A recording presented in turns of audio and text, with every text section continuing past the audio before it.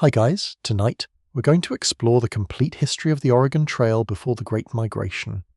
During the remarkable years between 1840 and 1842, when the road west remained uncertain, dangerous, and known only to a determined minority willing to exchange familiar homes for distant possibilities, you travel beside ordinary families, restless farmers, experienced trappers, hopeful merchants, and quiet dreamers whose footsteps gradually shape one of the most influential routes in American history. The journey begins long before thousands of wagons fill the plains. It starts with uncertainty, patience, and courage that often goes unnoticed.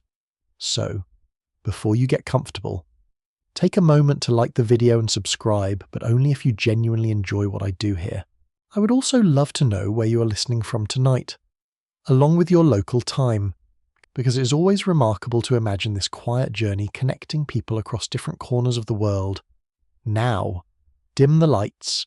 Your breathing gradually slows as you stand beside the broad Mississippi River during the spring of 1840. The morning air feels cool against your face.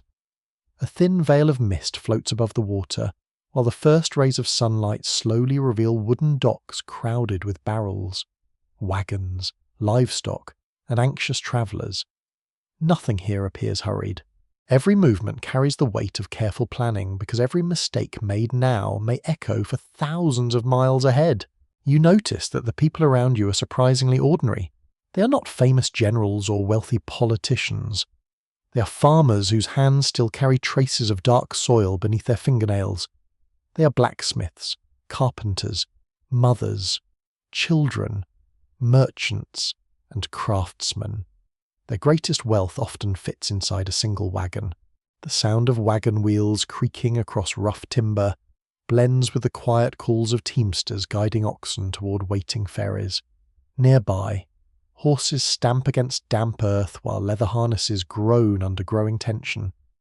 The smell of wet wood mixes gently with smoke drifting from breakfast fires. For many Americans living east of the Mississippi, the lands beyond remain almost unimaginable. Maps exist, certainly. But paper cannot explain endless grasslands stretching beyond the horizon. A single line drawn across parchment hides rivers, storms, mountains, loneliness, and hope equally well. Modern historians generally agree that the Oregon Trail did not suddenly appear from nowhere. It slowly evolved from older native paths, fur trading routes, and exploratory expeditions that gradually revealed practical corridors through an immense continent. Research associated with historians at Yale University has emphasized how these overlapping networks created the foundation that later emigrants expanded into a recognizable migration route. The road itself becomes less an invention than a gradual conversation between landscapes and generations. Yet historians still debate exactly when the Oregon Trail truly became a defined trail, rather than a collection of loosely connected pathways. Some scholars argue that only repeated civilian travel created a genuine trail, while others believe experienced fur traders had already established its practical identity years earlier. No complete agreement survives, reminding you that history often develops quietly before anyone notices its importance. You begin walking through a busy settlement where conversations drift from every direction. Someone discusses fertile valleys beyond the mountains. Another man speaks confidently about rich farmland waiting in Oregon country. A woman quietly wonders whether her youngest child can survive such a journey.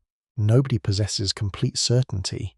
That uncertainty becomes the most honest companion on the frontier. You continue along muddy streets lined with simple wooden buildings. Blacksmith shops ring with steady hammer blows. General stores display coils of rope, iron cookware, flour barrels, rifles, blankets, seed, nails, and spare wagon parts. Every object appears ordinary. Every object may become priceless hundreds of miles from civilization. You pause beside a craftsman inspecting an enormous covered wagon. Its white canvas catches the soft morning light. Fresh pine boards still release the sweet scent of newly cut timber. Iron rims wrap tightly around sturdy wooden wheels. Every bolt receives careful attention because no replacement shop waits beyond the frontier. Many newcomers imagine the wagon itself as a comfortable vehicle for riding. Reality proves less generous. Most adults actually walk beside their wagons during much of the journey. The animals require every advantage possible while carrying supplies across thousands of difficult miles. Children, older relatives, and injured travellers often receive the limited riding space instead. That simple truth surprises many first-time emigrants. The wagon serves as transportation for possessions more than passengers.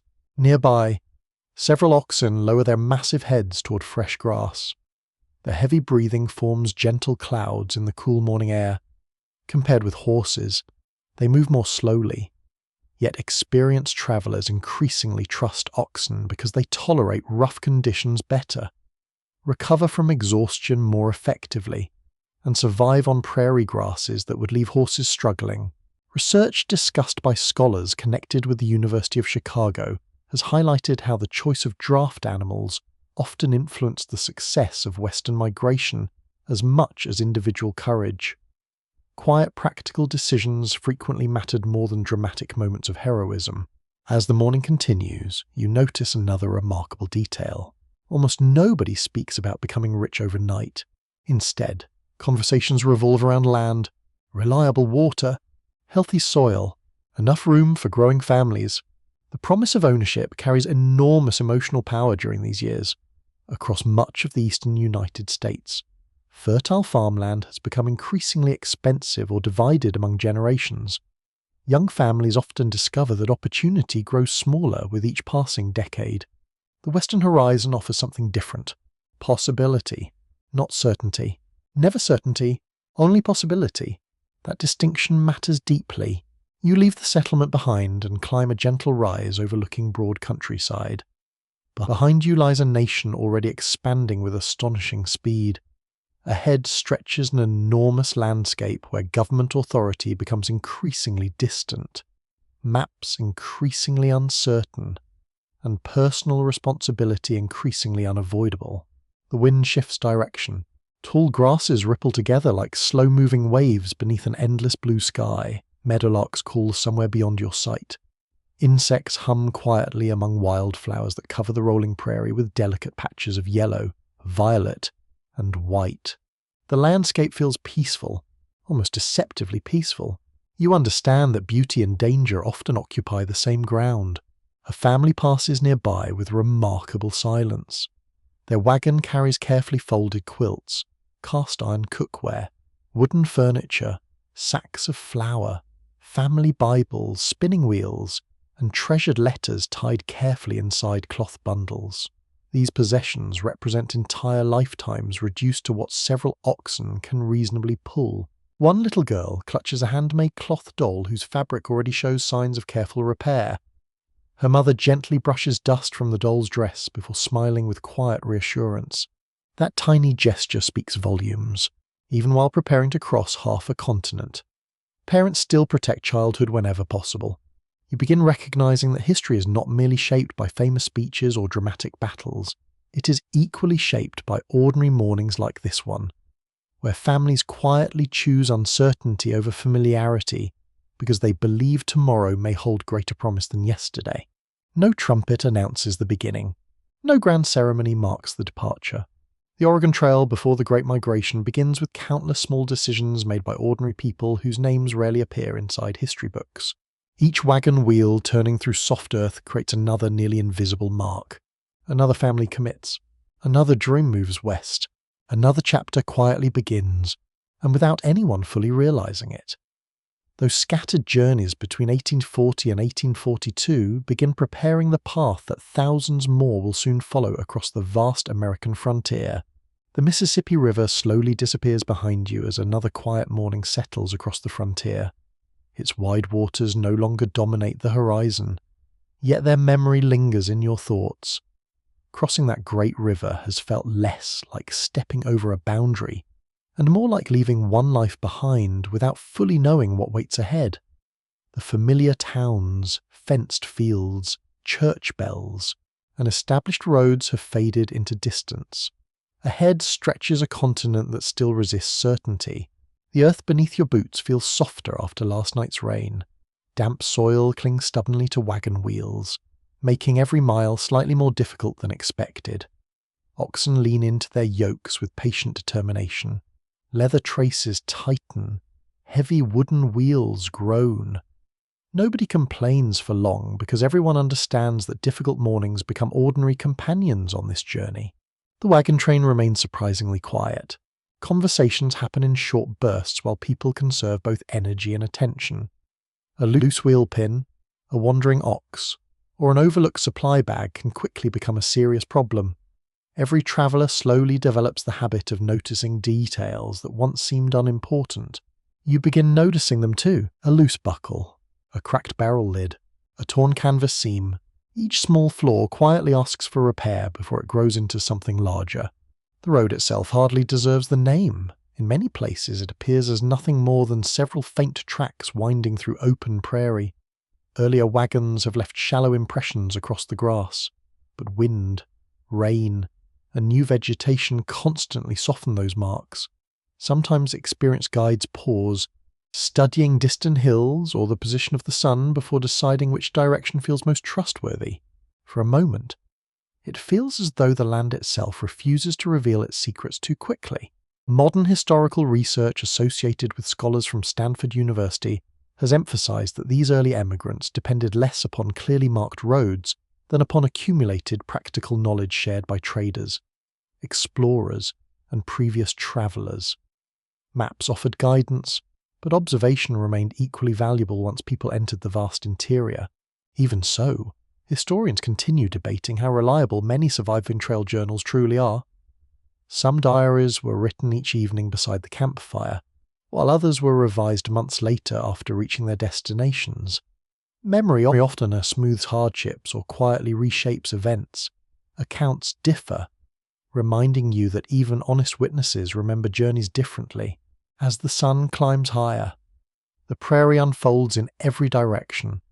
The horizon appears almost impossibly distant. Tall grasses sway beneath gentle winds, creating endless waves of green that shimmer beneath bright sunlight. The landscape feels alive without seeming crowded. A meadowlark sings somewhere beyond your sight. Its simple melody drifts across the open country before disappearing into silence. You realize that silence itself has changed. Back east, silence usually contains distant church bells, barking dogs, or passing wagons. Here, silence stretches farther. It has depth. It carries wind instead of voices. You breathe deeply. Fresh grass mixes with the faint smell of oxen and damp leather. Canvas covers gently flap against wooden wagon bows. Every familiar sound becomes strangely comforting because together they create the rhythm of daily travel. A young boy walks beside his father's wagon carrying a smooth stick almost as tall as himself. Every few steps he pokes clumps of grass or traces circles through soft mud. His mother occasionally calls him closer whenever the wagons approach uneven ground. Children adapt quickly. Adults often worry enough for everyone. By midday, the wagon train pauses beside a small creek, flowing quietly between low banks lined with cottonwood trees. Their leaves shimmer silver whenever the breeze changes direction. Travellers remove harnesses from tired animals while others gather water, inspect wheels, or prepare a simple meal. Lunch remains practical rather than memorable. Cold biscuits, salted pork, dried apples, perhaps a little coffee for those fortunate enough to have saved enough beans. The food fills empty stomachs without pretending to be luxurious. Nearby, two women kneel beside the creek washing cooking pots. The cool water reflects patches of drifting white clouds. Their conversation remains gentle, touching briefly upon gardens left behind. Younger brothers still living in Ohio, and hopes that fruit trees might someday grow beside entirely new homes in Oregon. The conversation carries no dramatic speeches, only ordinary longing. That quiet honesty feels strangely powerful. You continue walking downstream until you discover several older wagon ruts pressed deeply into the ground. Grass has already begun reclaiming them. Rainwater fills their lowest points, reflecting patches of blue sky. Someone has travelled here before, perhaps last month, perhaps last year. The marks remain, yet they slowly disappear beneath nature's patient work. You find yourself wondering how many people reached their destination. How many turned back? How many simply vanished into history? No clear answer survives. As afternoon light softens, the trail gradually rises across rolling prairie hills. From each crest, another horizon appears beyond the last. The land seems endless without becoming monotonous.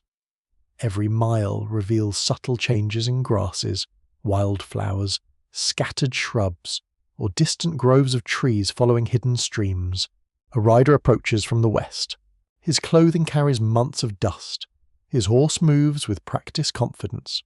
Several travellers gather as he exchanges recent news gathered from distant settlements and trading posts. Information travels slowly across the frontier, making every meeting valuable. He speaks of favourable grass conditions farther west. He warns about swollen streams after recent storms. He mentions seeing small groups of trappers moving through nearby valleys. Nothing he says sounds dramatic. Everything he says matters.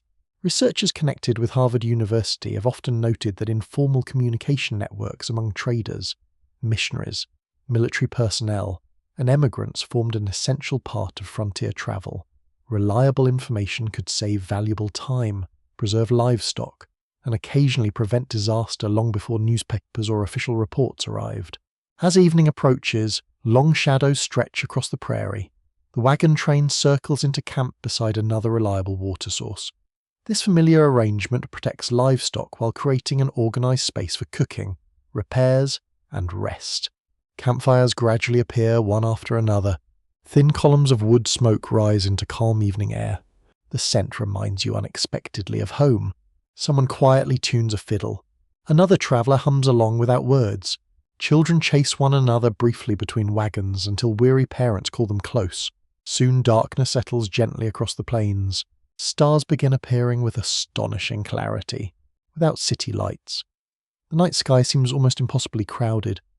Countless points of light stretch from one horizon to the other, forming silent patterns that generations of travellers have admired without fully understanding. The cool evening air carries the steady breathing of resting oxen. Leather creaks softly whenever an animal shifts its weight. Firelight dances across wagon wheels, blankets, and thoughtful faces. You sit quietly beside the fading flames. No one knows exactly what tomorrow will bring. Another creek, another storm, another beautiful sunrise, perhaps all three. Yet something inside this gathering has already changed. Yesterday, these people were strangers living separate lives across distant states.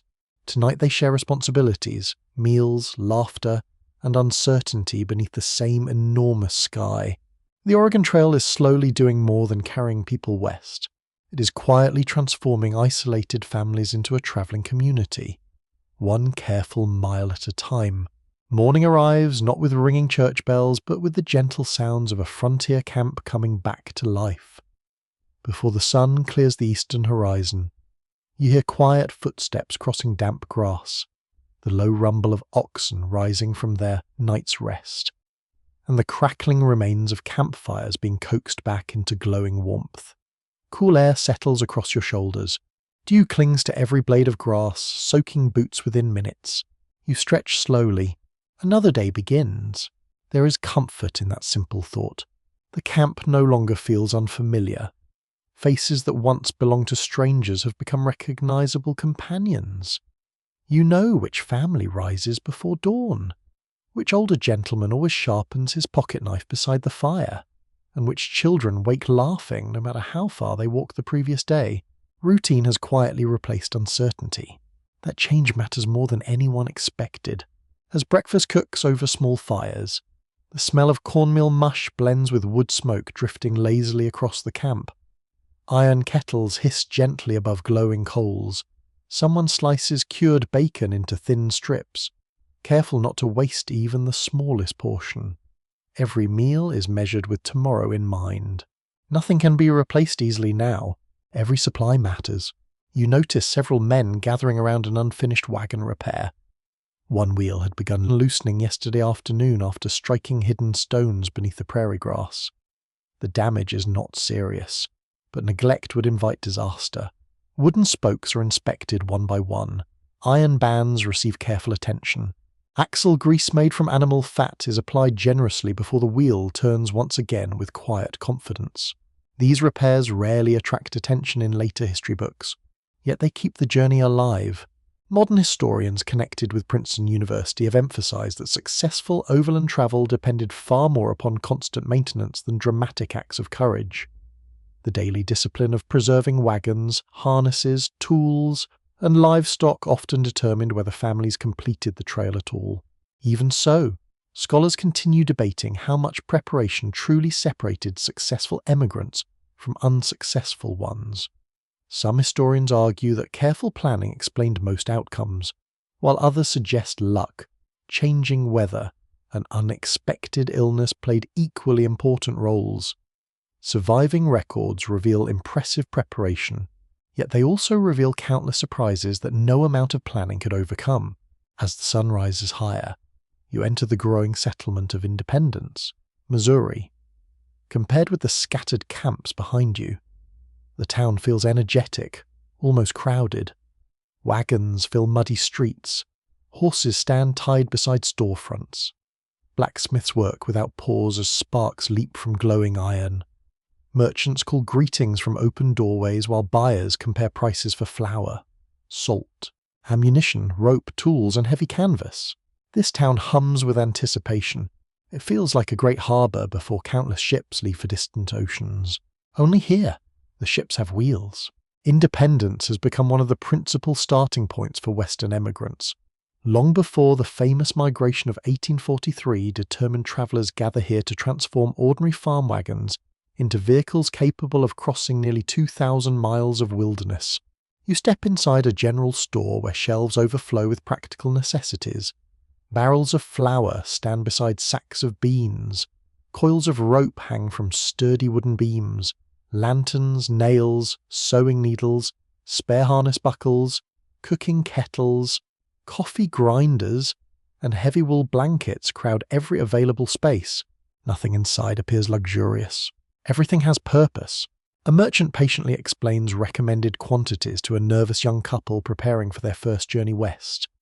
Too little food invites hunger. Too much creates unnecessary weight. Every pound carried by the wagon demands additional effort from already burdened oxen. Balance becomes an invisible science.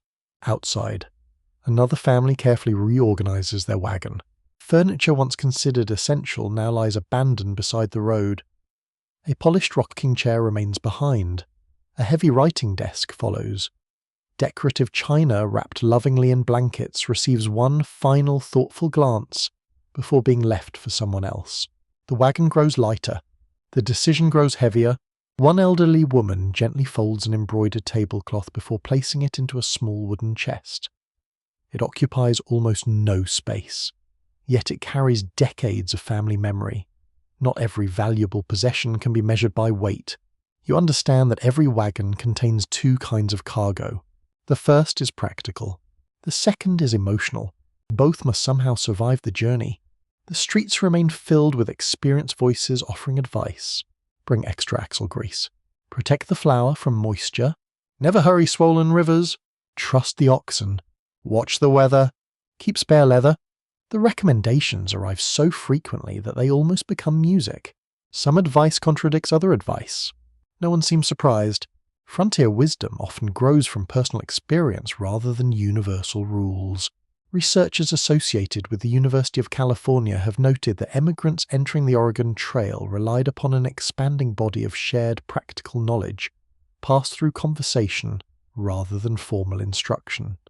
Advice exchanged in towns like Independence became an important form of preparation before organized guidebooks became widespread. Near the blacksmith shop, you watch a craftsman fitting iron tires onto freshly built wagon wheels. The heated metal glows deep orange before being carefully placed around the wooden rim. Buckets of cold water hiss dramatically as steam rises into the warm afternoon air. The shrinking iron tightens around the wheel, locking every wooden component securely together. It is careful work. One mistake could ruin an entire wheel. Nearby, oxen wait patiently beneath the shade of large trees. Their calm eyes seem almost indifferent to the excitement surrounding them. They chew steadily, conserving energy without realizing how much depends upon their quiet strength. Many newcomers still admire horses. Experienced travelers increasingly admire oxen. There is a difference. One inspires excitement. The other earns trust as afternoon drifts toward evening.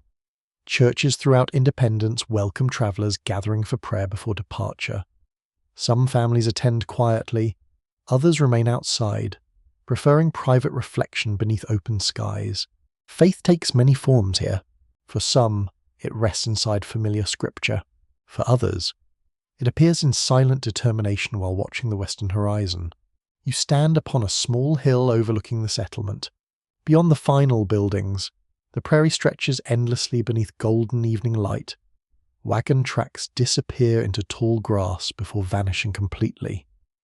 Somewhere beyond that horizon lie the Platte River, the Rocky Mountains, South Pass, and finally the fertile valleys of Oregon. You cannot see any of them, yet they are already shaping decisions made here today.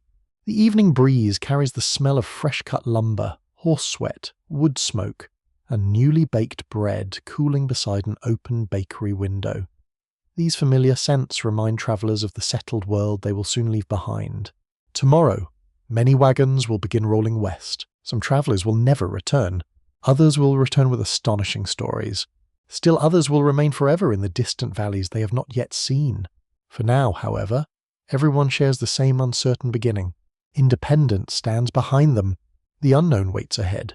The Great Migration has not yet arrived, but its quiet foundation is already being built through careful preparation, ordinary labour, and countless humble choices that will soon carry these determined pioneers beyond the edge of the familiar American frontier.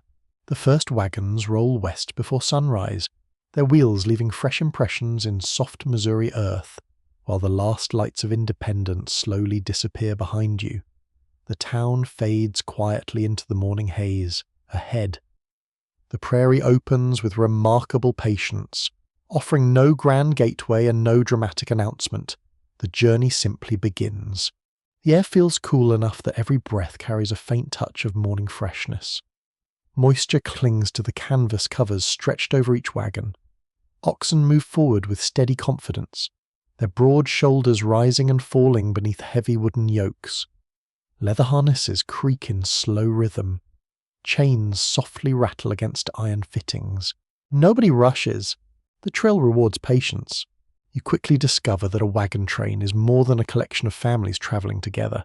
It slowly becomes an organised society, complete with responsibilities, expectations, quiet leadership, and shared discipline. Every person contributes something valuable. Age matters less than reliability. A skilled blacksmith repairs broken hardware. A hunter supplements limited food supplies. An experienced midwife offers reassurance to young mothers. Older children help gather firewood. Even the smallest hands carry water or collect kindling. Every contribution strengthens the group. Your own daily routine settles into a predictable rhythm. Before daylight, you help secure loose cargo, tighten harness straps, and inspect wagon wheels for fresh cracks or loose pegs. After a simple breakfast, camp disappears surprisingly quickly. Blankets are folded. Fires are extinguished carefully. Cooking pots return to their places. Within an hour, the quiet meadow becomes empty once more, leaving behind only flattened grass and faint circles of ash. The prairie keeps few memories. It accepts visitors without holding them. As the sun climbs, the wagon train stretches into a long line across gently rolling hills. Dust rises behind each wagon, hanging briefly in still air before drifting away. Travellers naturally separate into small clusters, yet everyone remains close enough to help should difficulty arise. The pace remains slower than many newcomers expected, perhaps 2 miles each hour, sometimes less. Distance is measured not by speed but by consistency. Researchers associated with Columbia University have observed that successful wagon trains generally favoured steady progress over ambitious daily mileage. Animals remained healthier when allowed to work within predictable limits, and fewer breakdowns ultimately meant faster overall journeys despite the slower pace. Still, historians continue debating how formal leadership actually functioned within early wagon trains before the massive migrations. Some surviving journals describe elected captains with clearly defined authority, while other accounts suggest leadership remained informal, changing naturally according to experience and circumstance. The evidence reveals both approaches, depending upon the personalities involved. Late in the morning, the trail narrows where several shallow gullies cross the prairie. Wagons cannot simply continue forward. Each driver studies the uneven ground before choosing the safest angle for descent and ascent. One wagon hesitates. Another waits patiently behind it. Nobody complains. Everyone understands that haste here can split an axle or overturn valuable supplies. You watch several men quietly place thick branches into muddy ruts before the heaviest wagons attempt the crossing. Others stand ready beside the wheels, guiding animals with calm voices rather than sharp commands. The entire process takes nearly an hour. No one considers the time wasted. Preventing disaster proves far more valuable than recovering from one. By midday, the train pauses beside a grove of tall cottonwoods bordering a slow-moving stream. Their broad leaves shimmer softly whenever gentle winds pass through the branches. The shade feels wonderfully cool after hours beneath growing sunlight. You remove your hat. A faint breeze touches your face. Relief arrives quietly. Several women knead dough for fresh bread using flour carefully measured from heavy sacks stored deep inside the wagons. Nearby, a young man mends torn leather traces with practiced hands, while two older travellers sharpen axes upon smooth stones gathered from the creek. Nothing about the camp appears idle. Rest itself has purpose. Animals drink deeply from the clear water while children splash their hands before being gently reminded not to waste precious clean water unnecessarily. Every simple task becomes another lesson in frontier life. A little girl carefully braids her younger sister's hair, while their mother stirs a pot suspended above glowing coals. The older sister hums softly. The younger one watches drifting dragonflies dance above the stream. For a few peaceful moments, the frontier almost resembles an ordinary family picnic. Almost. Then someone notices a loose ox wandering toward distant grass. Several adults quietly retrieve it. Routine returns. The afternoon grows warmer, heat settles across the prairie with surprising intensity. Dust coats boots, clothing, and faces alike. Sweat darkens shirt collars. Even the wagon canvas feels warm beneath your fingertips. Yet nobody expects comfort. They expect progress. That difference shapes every decision. As you continue westward, experienced travellers begin teaching newcomers the unwritten customs that keep the wagon train functioning smoothly. Never leave camp without informing someone. Return borrowed tools promptly. Share water sources respectfully. Watch neighbouring livestock if their owners become occupied elsewhere. These rules rarely appear on paper. They survive through habit. Trust grows one ordinary day at a time. Scholars connected with the University of Cambridge have noted that frontier cooperation often emerged from necessity rather than idealism. Isolated families quickly recognized that mutual assistance increased everyone's chances of reaching Oregon safely, creating practical communities built upon shared responsibility instead of formal institutions. Late in the afternoon, clouds gather unexpectedly across the western horizon.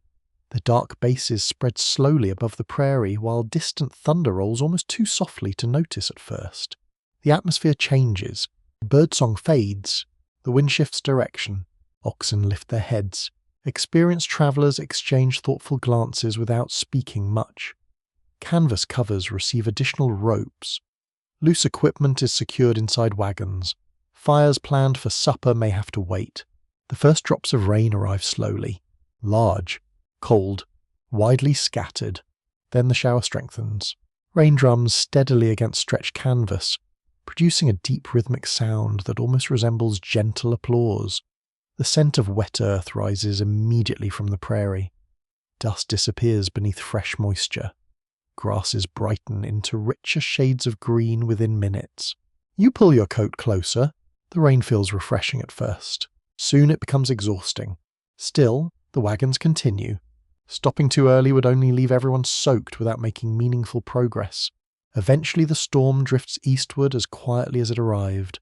Sunlight breaks through scattered clouds, illuminating countless tiny droplets clinging to prairie grasses. A brilliant rainbow forms briefly across the distant horizon, before fading into pale evening light. Camp is established later than usual. Wet clothing hangs beside carefully tended fires. Steam rises gently from boots drying near glowing coals. The comforting smell of wood smoke mixes with damp wool, fresh rain, and simmering stew prepared from salted meat and dried vegetables. Conversation remains softer tonight. Fatigue settles across every face, yet quiet satisfaction accompanies it. The wagon train has overcome another ordinary challenge together. No heroic speeches are necessary. No celebration follows. Only the simple understanding that each successful day strengthens both confidence and companionship.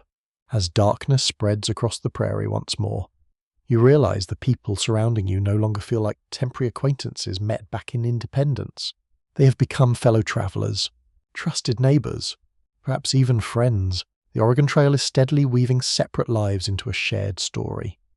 One careful campfire at a time, the prairie greets you with another calm sunrise, though the rain from yesterday has quietly transformed the trail beneath your feet. The soil feels heavier now. Wagon wheels sink slightly deeper with every turn. Fresh mud clings stubbornly to boots and spokes alike, reminding every traveller that the landscape changes even while remaining outwardly familiar. The air carries the clean scent of wet grass. Everything feels freshly washed. Even the distant hills appear sharper beneath the early light. You notice how quickly experienced emigrants adapt without complaint. No one expects perfect conditions anymore. Yesterday's storm becomes today's ordinary circumstance. Teams of oxen lean steadily into their harnesses, pulling with slow determination while drivers walk beside them rather than riding comfortably. Walking has become second nature. It is simply part of the journey now. As the wagon train resumes its westward rhythm, you begin understanding that success depends less upon remarkable moments and more upon countless ordinary habits repeated faithfully every day. A loose rope is retied before it frays. A tired ox receives extra attention before weakness becomes injury. A cracked barrel hoop is repaired before precious food spills across the trail. Little problems stay little because someone notices them early. That quiet vigilance becomes one of the greatest frontier skills. Modern historians associated with Harvard University have emphasized that emigrant diaries consistently reveal how routine maintenance, disciplined planning, and daily organization contributed more to successful overland travel than dramatic acts of bravery. The journey rewarded consistency far more often than boldness.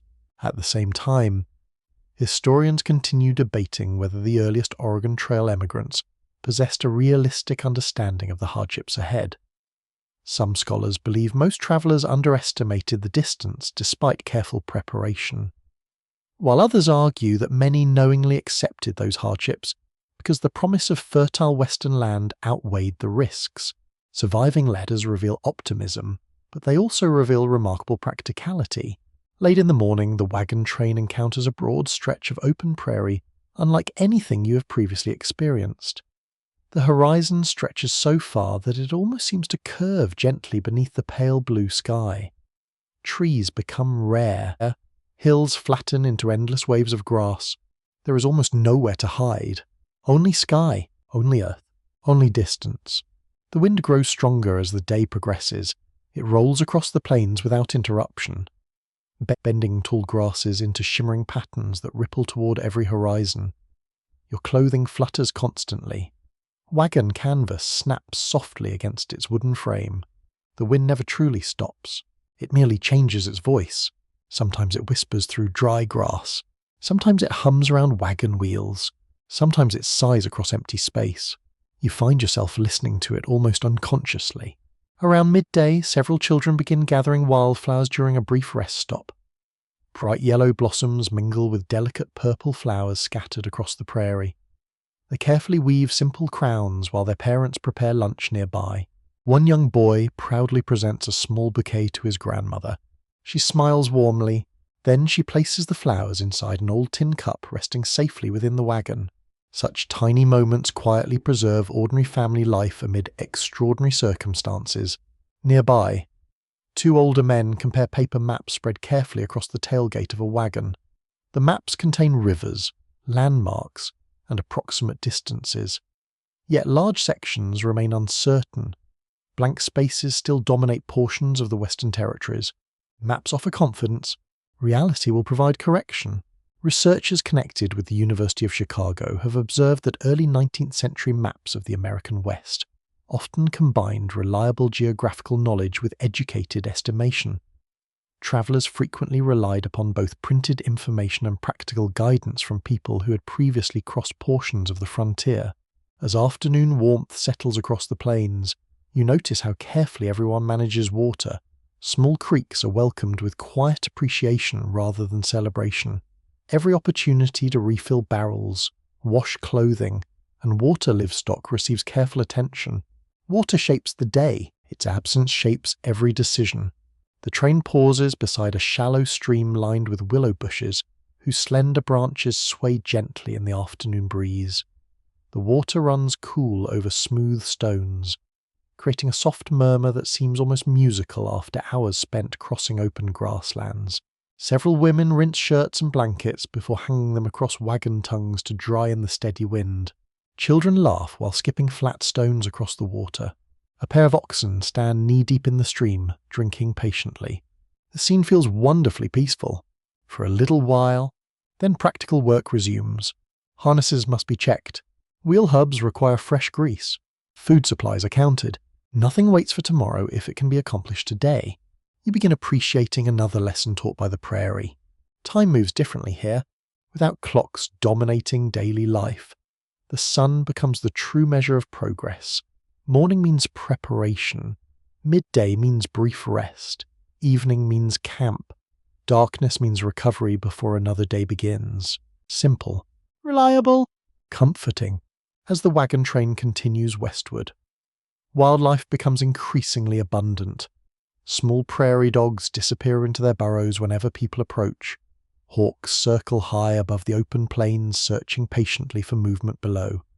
Antelope appear briefly upon distant ridges before vanishing almost as quickly as they arrived. Every animal belongs here. The emigrants remain temporary visitors. That realization quietly humbles everyone.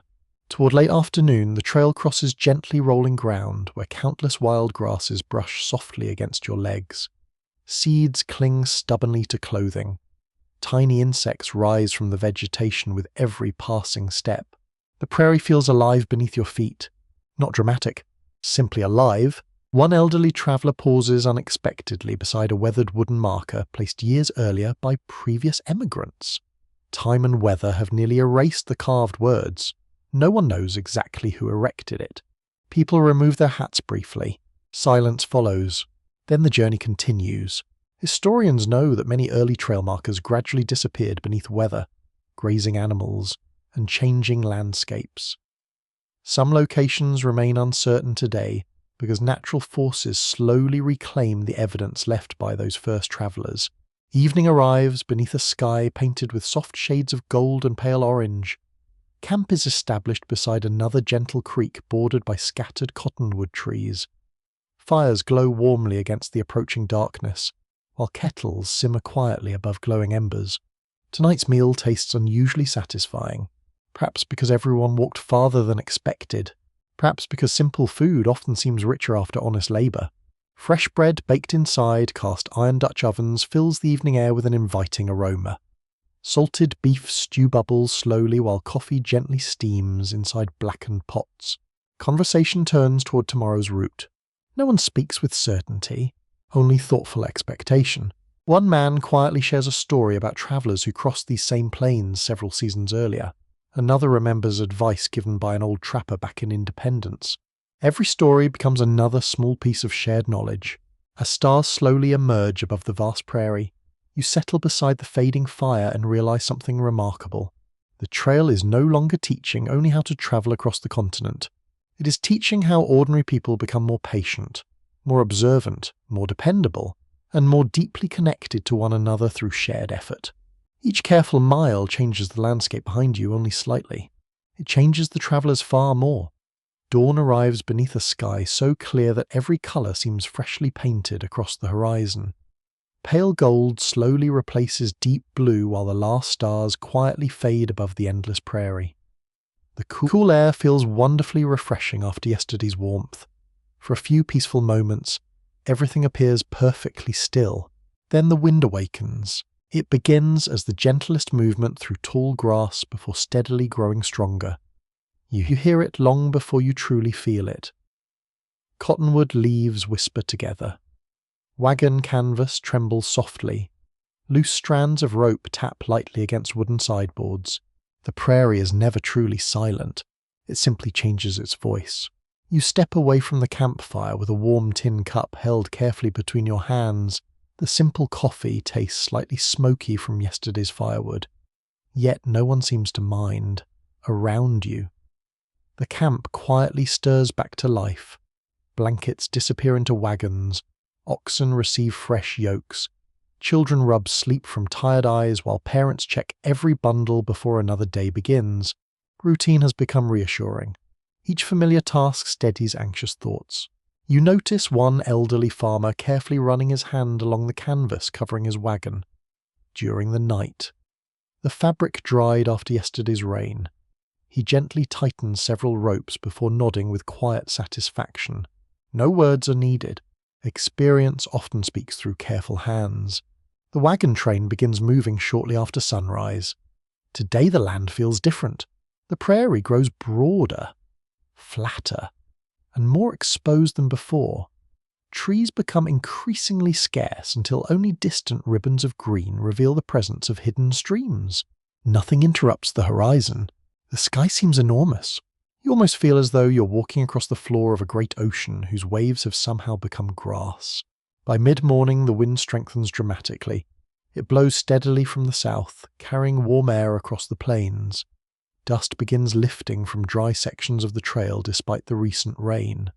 Fine particles settle upon hats, coats, faces, and wagon covers until everything shares the same pale brown color.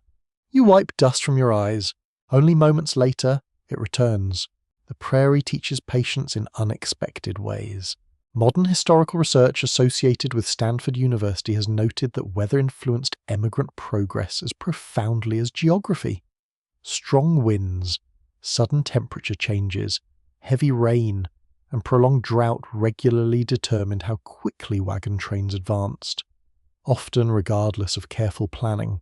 Even so, historians still debate how much early emigrants truly understood about the climate of the Great Plains before beginning their journey.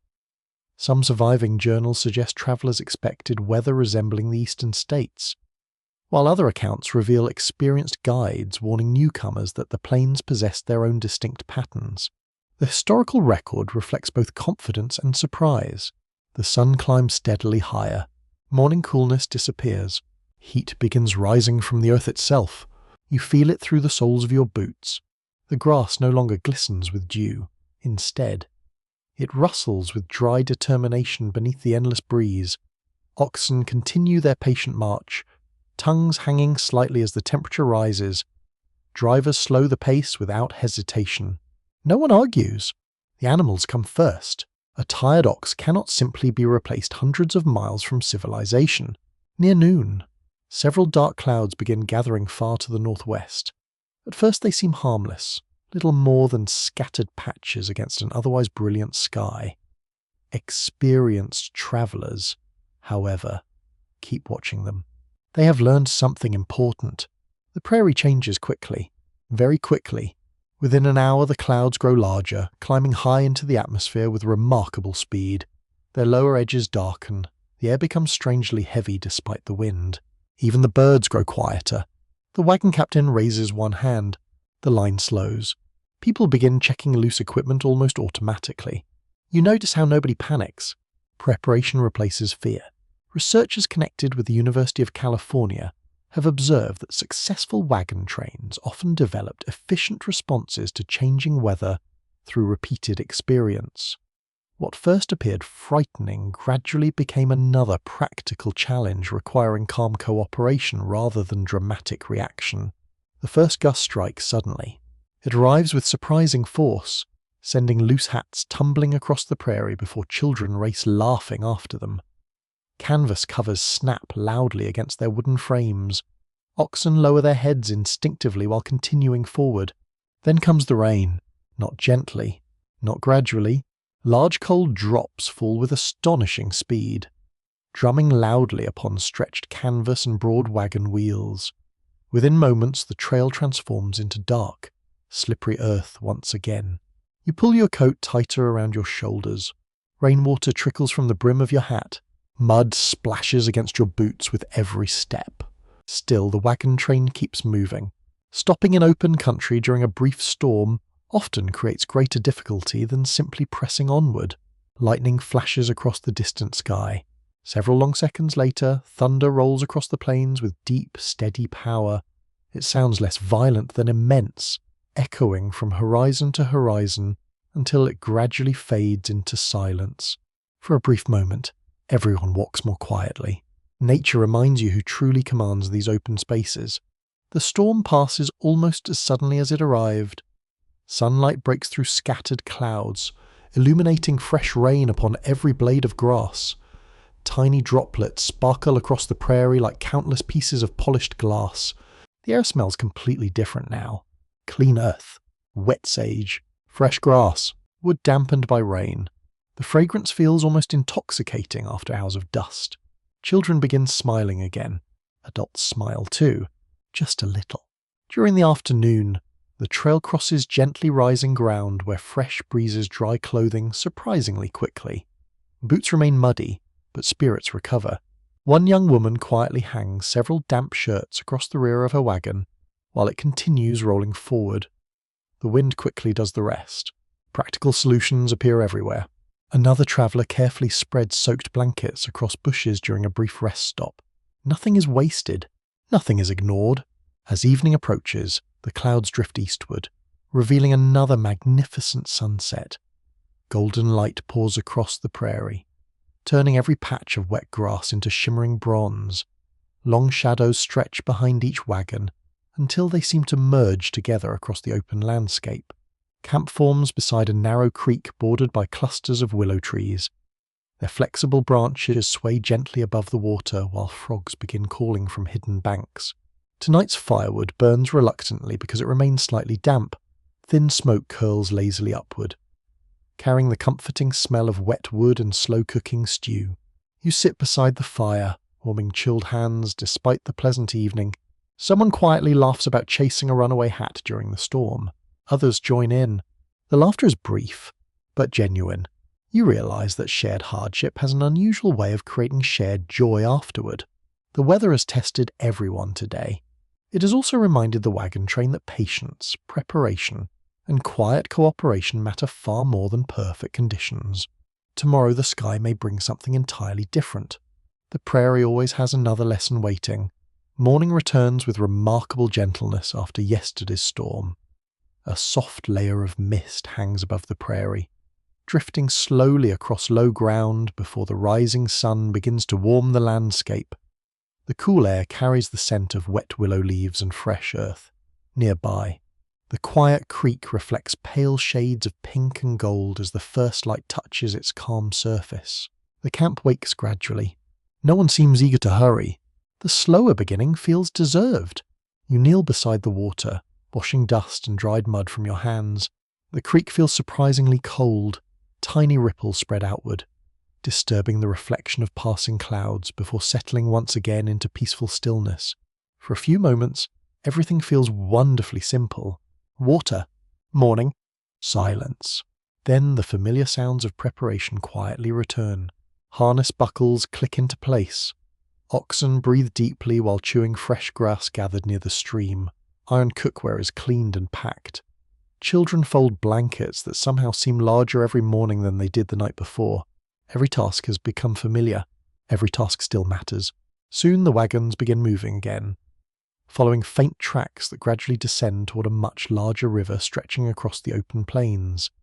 At first you notice only a distant shimmer beneath the sunlight. As the hours pass, that shimmer slowly becomes a wide ribbon of moving water. The river dominates the landscape. It commands attention long before anyone reaches its banks. Unlike the small creeks crossed during previous days, this river cannot simply be driven through without careful thought. Its current moves steadily. The water appears deeper than expected. Driftwood occasionally floats past, quietly revealing the strength hidden beneath the calm surface. The wagon train slows. Everyone begins watching. Modern historians associated with Yale University have observed that river crossings represented some of the greatest practical challenges faced by early Oregon Trail emigrants. Wagons, livestock, supplies, and families all depended upon careful judgment. Since even relatively modest rivers could become dangerous after seasonal rains. At the same time, historians continue debating which crossings proved most hazardous during these early years before the Great Migrations. Some surviving journals emphasize swollen streams in spring, while others describe seemingly ordinary rivers becoming unexpectedly difficult because of hidden channels or unstable riverbeds. Accounts differ, reminding you that no single crossing was ever entirely predictable. You walk toward the riverbank alongside several experienced travellers who begin studying the water with remarkable patience. Nobody rushes forward. Nobody assumes. Instead, they observe. One man throws a sturdy branch into the current, watching how quickly it drifts downstream. Another studies the colour of the water. Someone else searches for shallow gravel bars where animals might safely find footing.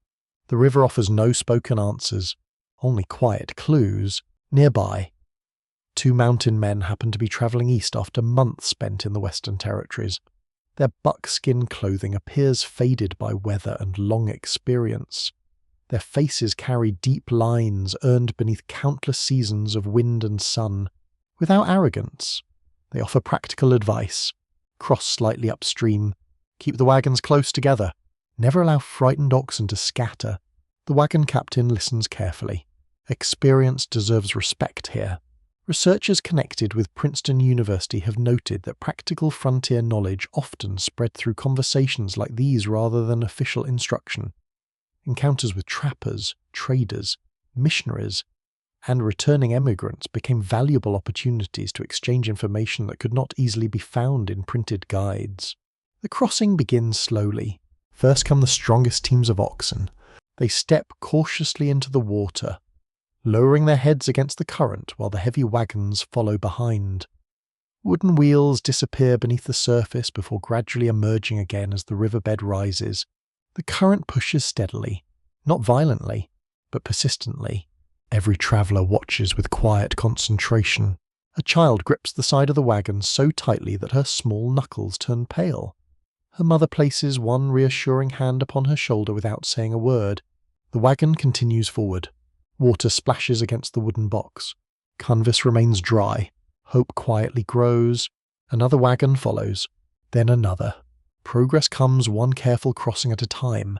Suddenly, one rear wheel sinks unexpectedly into a hidden pocket of soft riverbed. The wagon tilts sharply. Conversation stops. Several men immediately move into the water, their trousers soaked within seconds.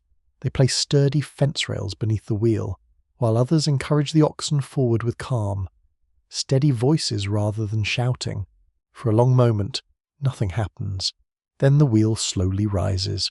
The wagon lurches ahead. Everyone exhales together. No cheering follows, only relieved smiles. The river has been crossed safely. You climb the opposite bank and pause to look back.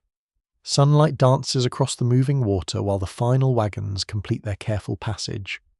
Fresh wheel tracks mark the muddy shoreline before gradually disappearing into waving prairie grass beyond.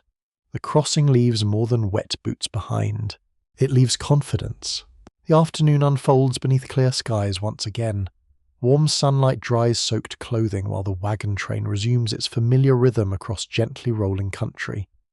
The pace remains steady but relaxed. People speak more freely now. One family jokes about whose boots collected the most river mud. Children compare smooth stones gathered from the crossing. Laughter feels easier after shared success. The trail itself also begins changing. Small hills rise more frequently, offering wider views across the surrounding plains. From each crest you can see the long line of wagons stretching gracefully behind you. White canvas shining beneath the afternoon sun like distant sails crossing an endless green sea. The sight feels unexpectedly beautiful. It also feels fragile. Every wagon depends upon the others. As evening approaches, camp is established atop slightly higher ground overlooking another quiet stream. The breeze remains gentle, carrying the pleasant scent of damp grass warmed by sunlight throughout the afternoon. Dinner tastes especially satisfying tonight. Fresh biscuits emerge from cast-iron ovens. Beans simmer slowly beside small fires.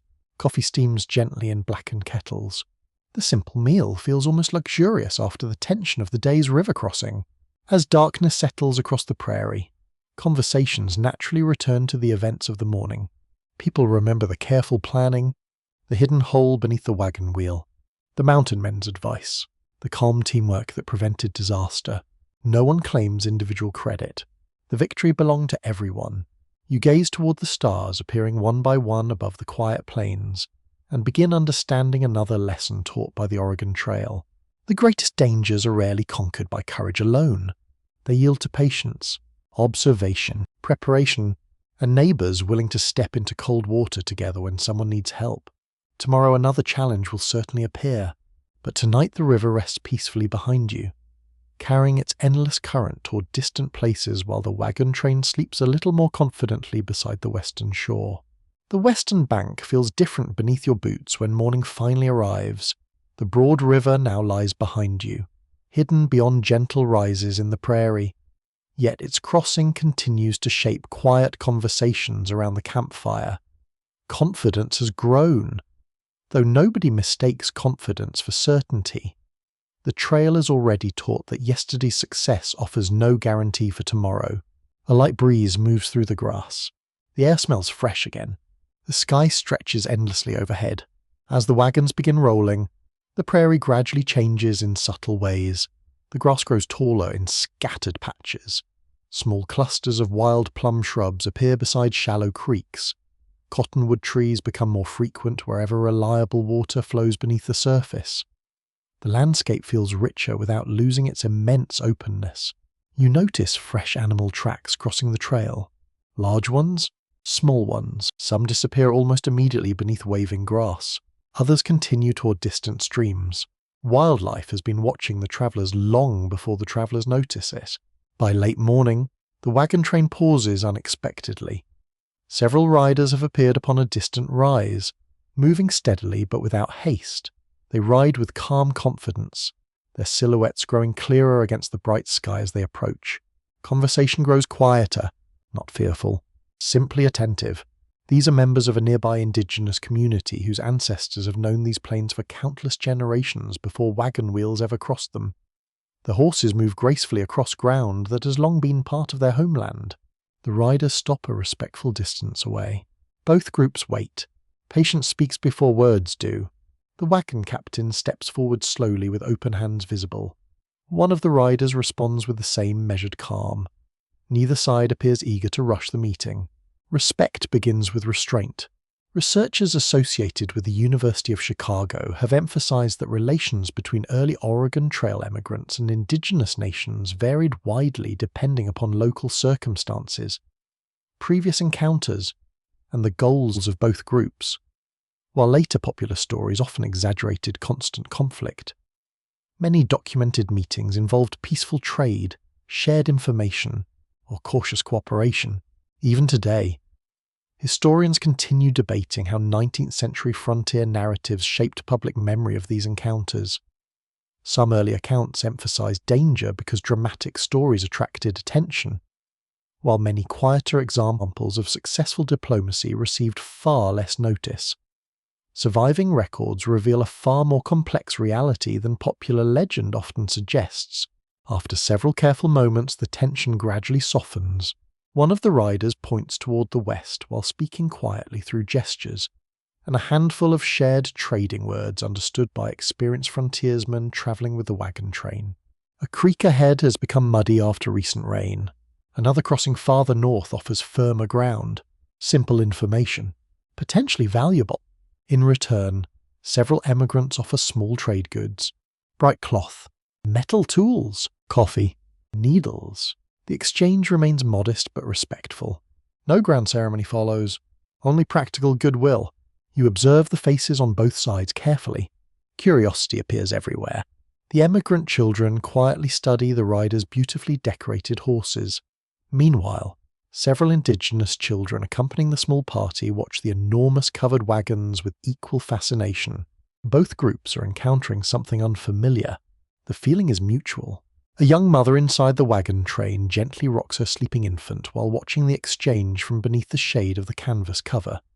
Nearby, an older Indigenous woman smiles briefly before adjusting a carefully woven blanket across her own shoulders. For one quiet instant, ordinary family life becomes the strongest connection between two very different worlds. The meeting ends as calmly as it began. The riders continue toward distant hills. The wagon train resumes its westward journey. Dust soon softens the tracks left by both groups. Yet the memory remains. As afternoon unfolds, you begin noticing additional signs that these plains have never been empty wilderness. Narrow footpaths branch away from the main trail before disappearing into rolling grasslands. Carefully chosen campsites appear beside reliable springs. Old fire circles, almost reclaimed by nature, quietly suggest generations of earlier travelers. The Oregon Trail follows pathways that others discovered long before emigrants arrived. That realization grows steadily clearer. Researchers connected with Columbia University have noted that much of the practical geography later used by emigrants reflected knowledge accumulated over centuries by Indigenous nations, whose travel routes often connected rivers, hunting grounds, seasonal camps, and mountain passes with remarkable efficiency. The wind strengthens during the afternoon, carrying the earthy fragrance of warm prairie grass across the open landscape. Insects hum among late summer wildflowers. Hawks circle patiently high above, their sharp eyes searching for movement below. Everything feels wonderfully alive. Nothing feels crowded. The wagon train reaches the creek mentioned earlier by the riders. The water indeed appears murky, churned into thick brown currents after recent rainfall. Several experienced travellers immediately agree that attempting the crossing here would be unwise. Instead, the train follows the suggested route northward. Within an hour, another crossing appears. This one is shallower. The gravel beneath the clear water remains visible. The wagons cross safely with little difficulty. The advice has proven sound. No speeches are necessary. Gratitude settles quietly across the group. Late in the day, you walk beside an older trapper who has crossed portions of the West many times before. His buckskin coat carries countless careful repairs. His broad hat has faded beneath years of relentless sunlight. He rarely speaks. When he does, people listen, without looking away from the trail. He quietly remarks that every successful traveller eventually learns the same lesson. The land always knows more than the map. The sentence lingers in your thoughts long afterward. As evening approaches, camp is established beside a broad meadow filled with tall grass gently waving beneath golden sunlight. Small blue flowers scatter the field like tiny patches of sky resting upon the earth. Livestock graze peacefully. Children gather dry branches for the evening fire. Several adults quietly mend clothing worn thin by constant walking. Simple work continues. Simple work always continues. Dinner tonight includes fresh fish caught from a nearby stream by two young men during the afternoon halt. The meal feels like an unexpected luxury after many evenings of preserved food. The smell of roasting fish mingles with wood smoke drifting lazily through the cooling air. Someone quietly begins humming an old familiar tune. Others join softly. No instruments accompany the melody. None are needed. The prairie itself seems to provide the rhythm. Darkness gradually settles across the camp while countless stars brighten above the endless plains. You lie back upon your blanket and reflect upon the day. You crossed no dramatic battlefield. You witnessed no famous speech. Instead, you experienced something quieter and perhaps more enduring. Mutual respect, shared knowledge, careful listening. The Oregon Trail is proving that history is often shaped not only by moments of conflict, but also by ordinary acts of cooperation that leave few monuments behind. The Western Road continues. Its greatest lessons often arrive without raising their voices. Another peaceful dawn settles gently across the prairie. A thin layer of silver mist lingers over the meadow where your camp rested through the night. Beyond the scattered wagons, the grass stretches toward every horizon, sparkling beneath thousands of tiny drops of dew. The cool morning air carries the rich scent of damp earth mixed with fading wood smoke from last night's campfires. The day begins quietly, almost reverently. You hear the steady breathing of grazing oxen before anything else. Their calm rhythm has become strangely comforting. They ask for little beyond grass, water, and patient treatment. In return, they continue pulling the enormous burden of the journey without complaint. Their quiet strength shapes the entire expedition. Without them, the trail would scarcely exist. As breakfast concludes, the wagons roll west once again. The land gradually changes throughout the morning. The grasses become shorter in places, revealing patches of bare earth where countless hooves have passed before. Small hills rise gently from the plains, allowing wider views across the surrounding country. Then you notice them. Dark shapes. Hundreds at first, soon thousands. They move slowly across the distant prairie like an enormous living cloud. Buffalo. The sight leaves the entire wagon train standing silently for several moments.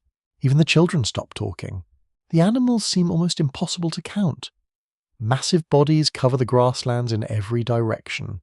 Their dark coats ripple beneath the sunlight as they graze with remarkable calm, entirely unaware that they have become one of the defining images of the American frontier. The earth itself seems alive. The herd stretches so far that its edges disappear into the shimmering distance. Modern historians associated with the University of Kansas and researchers whose work has been discussed at Harvard University have emphasized that before the dramatic population decline later in the 19th century, tens of millions of buffalo occupied the Great Plains. Their migration shaped the ecology of the region and supported the cultures, economies, and food systems of numerous indigenous nations. Even today, historians continue debating the precise size of the buffalo population before large-scale commercial hunting transformed the plains. Estimates vary because no complete census ever existed. Scholars generally agree, however, that the herds were among the largest concentrations of large mammals anywhere in the world. The wagon train approaches carefully without disturbing the animals. Nobody wishes to provoke a stampede. Experienced travelers understand the danger. A frightened herd weighing countless tons could destroy wagons within moments. Patience once again becomes the safest companion. The wind favors the emigrants today, carrying human scent away from the grazing animals. The buffalo continue feeding peacefully, tearing broad mouthfuls of prairie grass, while calves remain close beside their mothers. You study them carefully. Their movements appear slow. Their strength feels unmistakable. A large bull lifts his head, watching the distant wagons with quiet curiosity before returning to graze. Nearby, several prairie birds perch comfortably upon the animals' broad backs, searching for insects hidden within thick fur. Life here is deeply connected. Nothing exists entirely alone. The wagon train circles slightly south, giving the great herd generous space. As you walk, you begin noticing narrow game trails worn deeply into the prairie by generations of buffalo following familiar seasonal routes. These paths are ancient, older than the United States itself, older than the wagons, older than the maps folded carefully inside wooden chests. Researchers connected with the University of Chicago have observed that many later transportation corridors across the Great Plains followed routes first established by wildlife and later used by indigenous travelers, traders, explorers, and eventually emigrants. Geography quietly encouraged similar solutions across generations. Near midday, the wagons stop beside a broad stream bordered by low cottonwood trees. Their shade offers welcome relief from the growing warmth, while livestock drinks peacefully. Several experienced hunters quietly prepare to search for fresh meat. They do not hurry. They understand the responsibility. Food is valuable, so is restraint. After some time, the hunters return carrying enough buffalo meat to supply the wagon train without unnecessary waste. Every usable portion receives careful attention. Strips of meat are prepared for drying above slow fires. Nothing suitable for preservation is ignored. The work proceeds respectfully. Many travelers understand they are benefiting from a resource that has sustained indigenous communities for countless generations. Children gather nearby, watching with wide eyes as older adults explain how careful preparation allows fresh meat to last much longer during the journey. Simple lessons, important lessons. The afternoon grows pleasantly warm beneath broad blue skies. A gentle breeze carries the rich scent of prairie grass mixed with drying meat and distant wild sage. Grasshoppers leap from your path with nearly every step. You pause atop a low ridge. The buffalo herd still fills the western horizon, slowly moving, patiently grazing, timeless. For a brief moment, it becomes difficult to imagine this landscape ever changing. Yet history reminds you that change rarely announces itself loudly. It often begins quietly. One wagon, then another, then hundreds more. Toward late afternoon, the train encounters an abandoned campsite left by earlier travellers. Faint wagon ruts circle a patch of flattened grass. Cold ashes remain inside an old fire ring. A broken wooden bucket lies partly buried beneath wind-blown soil. Someone passed here recently, perhaps only weeks ago. The traces feel surprisingly personal. A forgotten spoon rests beneath one wagon track. A child's carved wooden toy lies half hidden among the grass. Small reminders, ordinary lives. You wonder who they were, whether they reached Oregon safely, whether they ever thought someone else might pause here and quietly imagine their story. No answer remains. The prairie keeps many secrets. As evening approaches, camp is established near a shallow valley where fresh water flows gently over smooth stones. The buffalo herd has drifted farther north, leaving only scattered tracks pressed deeply into soft ground. The smell of supper slowly fills the cooling air. Fresh buffalo stew simmers inside heavy iron kettles. Warm bread bakes beside glowing coals. Coffee bubbles gently while children gather around the fire, listening to older travellers share stories about the vast herds they have witnessed over the years. Some stories sound almost unbelievable. Today you know better. Reality has already surpassed imagination. After the meal, the sky darkens gradually into deep blue. Stars emerge with astonishing clarity above the endless plains. Somewhere in the distance, you hear the low rumbling calls of buffalo drifting across the quiet night.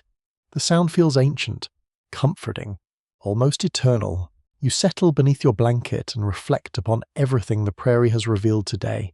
The buffalo are not simply animals grazing beside the trail.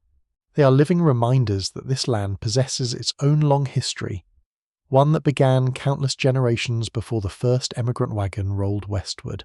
Tonight you fall asleep knowing that the Oregon Trail is carrying you not into an empty wilderness, but into a landscape already rich with life, memory, and enduring rhythms that deserve both admiration and respect. Morning comes with a gentle chill that settles over the valley where your camp rests beside the clear stream. Overnight, the stars have slowly yielded to a pale blue sky, and the first light slips quietly across the prairie. A light mist lingers close to the water before drifting away beneath the warming sun. The air feels wonderfully fresh. Your boots are still damp with dew. The fire crackles softly behind you. Breakfast is simple once again: warm biscuits, a little dried fruit, fresh buffalo meat from yesterday's careful preparation, and coffee poured into blackened tin cups. Nobody lingers too long. The trail continues to call, not with urgency but with quiet persistence. Every mile invites another. Every sunrise carries the same promise.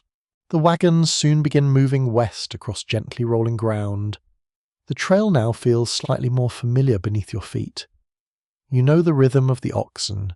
You recognize the steady creak of wooden wheels. You even notice how different families naturally settle into similar positions within the line each morning.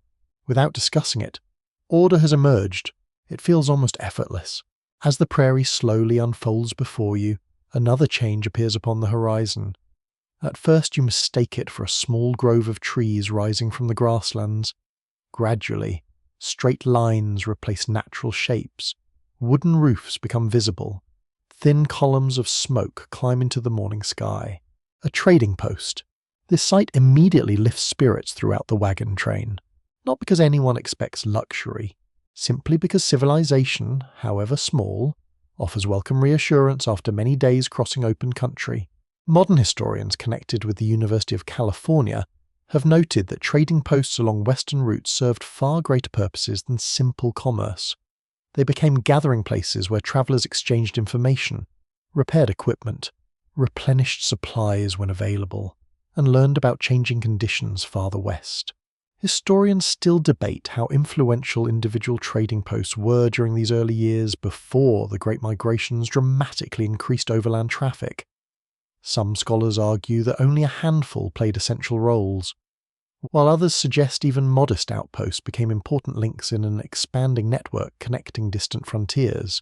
As you approach, the buildings reveal themselves more clearly. They are sturdy rather than elegant. Heavy log walls, simple wooden roofs, a rough stockade surrounding several structures, smoke drifting from stone chimneys, a few horses graze peacefully outside. Nothing appears grand. Everything appears useful. The wagon train enters slowly. Several traders pause from unloading supplies to greet the newcomers. Their clothing reflects years spent on the frontier.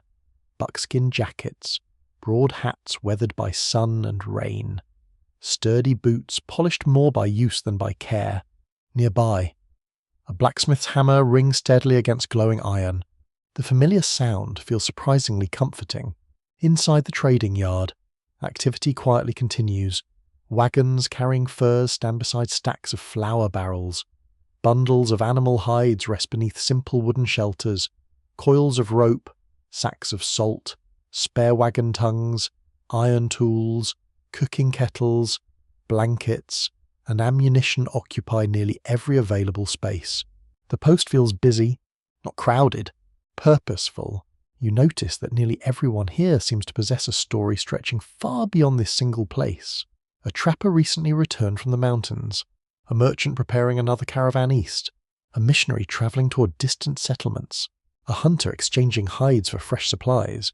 The frontier constantly gathers people moving in opposite directions. You step inside the main trading building where cool shadows replace the bright prairie sunlight. Shelves display carefully arranged goods from both eastern factories and western frontiers.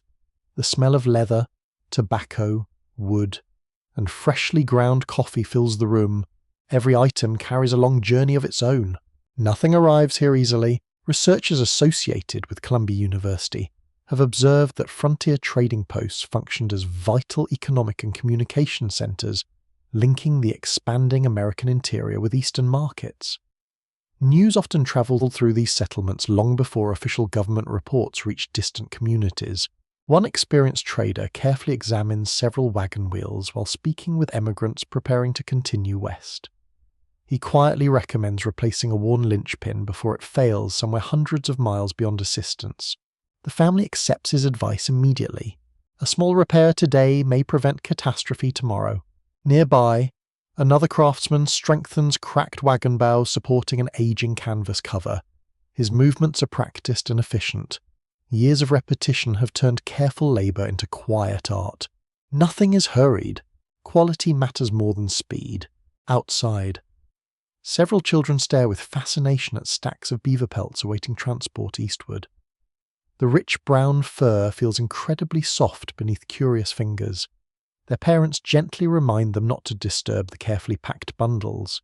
The fur trade still shapes much of the Western economy during these years.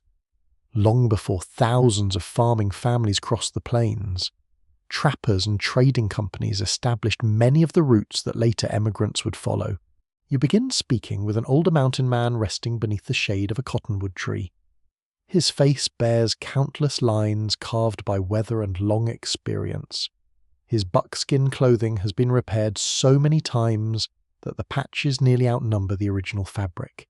He speaks quietly, without exaggeration. He describes distant mountain valleys where snow remains even during summer.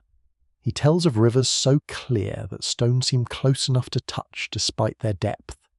He recalls winters when silence stretched across frozen forests for weeks without interruption. He never claims the journey is easy. He simply says it is worth respecting. The sentence lingers in your thoughts. Respect the land. Do not expect it to change for you.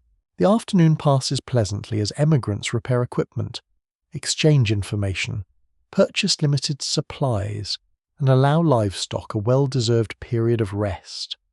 Oxen graze peacefully while blacksmiths inspect worn iron fittings. Women wash clothing beside a nearby creek. Children enjoy the rare opportunity to explore without constantly walking beside moving wagons. For a little while, everyone breathes more easily. The trading post offers something difficult to describe. Not safety, not comfort, perhaps reassurance, a reminder that others have travelled these roads before.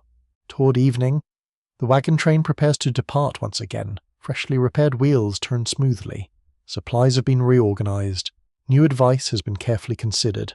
The traders stand watching as the wagons slowly disappear back onto the Western Trail. Some raise a hand in farewell, others simply nod. The frontier rarely requires dramatic goodbyes. As the sun begins sinking toward the horizon, you glance back one final time. The small trading post grows smaller with every passing mile until it blends gently into the surrounding prairie. Soon only smoke remains visible. Then nothing at all. Night approaches quietly. Camp is established beneath open skies where the familiar sounds of cooking, laughter, and softly grazing livestock once again fill the evening air. You realize that the Oregon Trail is not merely a road across empty land. It is becoming a chain of connected lives. Trappers, merchants, families, blacksmiths, hunters, missionaries, indigenous communities, each contribute something essential to the story unfolding across the American frontier. Tomorrow the prairie will stretch ahead once more, but tonight you carry with you the quiet confidence that even in vast wilderness, human kindness, shared knowledge, and patient craftsmanship continue lighting the way west. The first light of morning arrives almost unnoticed. A faint silver glow spreads across the eastern horizon while the prairie still rests beneath cool shadows. Around your camp, the last embers of the night's fire quietly pulse beneath soft layers of ash. Someone gently stirs the coals back to life. Thin ribbons of smoke rise into perfectly still air. The day begins with quiet purpose. Nobody needs to be reminded what comes next. The wagons stand ready where they were parked the previous evening. Freshly repaired wheels catch the growing sunlight. Harnesses lie neatly folded beside patient oxen, waiting for another day of steady work. After so many miles together, people seem to anticipate one another's movements without speaking very much. Routine has become a language of its own. You tighten a leather strap on the side of the wagon almost automatically. Nearby, another traveller checks flour barrels for moisture while an older woman carefully folds blankets before placing them inside a cedar chest. Children gather scattered firewood left from the night before, making certain the campsite is left as clean as possible. The prairie gives generously. The travellers try to leave little behind. As the wagon train moves west once more, subtle changes begin appearing across the landscape. The rolling grasslands continue, yet something different now rises faintly against the far western sky. At first it seems like a long line of pale clouds. Hours later the shape remains unchanged. Clouds drift. This does not. The horizon itself appears to be lifting. You stop for a moment. So do many others. Someone quietly points west. The Rocky Mountains. They remain incredibly distant, almost ghost-like in the morning haze, yet their presence changes the mood of the entire wagon train. For days the prairie has seemed endless. Now, for the first time, the journey reveals a destination beyond the grasslands. The mountains feel impossibly far away. They also feel wonderfully real. Modern historians associated with the University of Oxford have noted that the first distant view of the Rocky Mountains appears repeatedly in emigrant journals as a deeply emotional moment. After weeks crossing open prairie, travellers finally received visible confirmation that they were approaching the Great Western Barrier they had imagined for years. Historians still debate precisely where different wagon trains first recognized the mountain skyline because weather, seasonal haze, and individual routes all affected visibility. Some emigrants described the mountains appearing suddenly, while others recalled several gradual days before recognizing what they were truly seeing. The wagon train continues steadily. Nobody expects to reach those peaks soon. Distance across the plains has taught everyone humility. The mountains may be visible today. They remain many days away. As morning passes into afternoon, the prairie begins changing again. Small rocky outcrops appear among the grasses. Streams cut slightly deeper channels through the earth. Sagebrush grows more frequently, releasing its distinct fragrance whenever brushed by passing travellers. The air itself feels different, drier, clearer, The wind carries fewer traces of moisture than before. You notice how experienced trappers seem especially attentive now. They frequently study distant ridges, cloud formations, and river valleys with quiet concentration. Years of Western travel have taught them that approaching the mountains means entering a landscape governed by entirely different rules. One older mountain man pauses beside a shallow stream before kneeling to examine its current. A younger traveller asks what he sees. The answer is surprisingly simple. The mountains are already sending water. The snow you cannot yet reach is shaping this stream today. The thought stays with you. The mountains influence life long before anyone stands upon them. Researchers connected with Stanford University have emphasized that waterways flowing eastward from the Rockies served as essential guides for many early travelers. Rivers offered fresh water, grazing land, and natural travel corridors, while also presenting significant obstacles when crossings became necessary. Around midday, the wagon train rests beside a broad meadow dotted with bright wildflowers. Butterflies drift gently among yellow blossoms, while bees move patiently from flower to flower. The peaceful scene feels almost untouched. Lunch remains modest. Fresh bread, dried apples, a little smoked buffalo meat, cool water gathered from the nearby creek.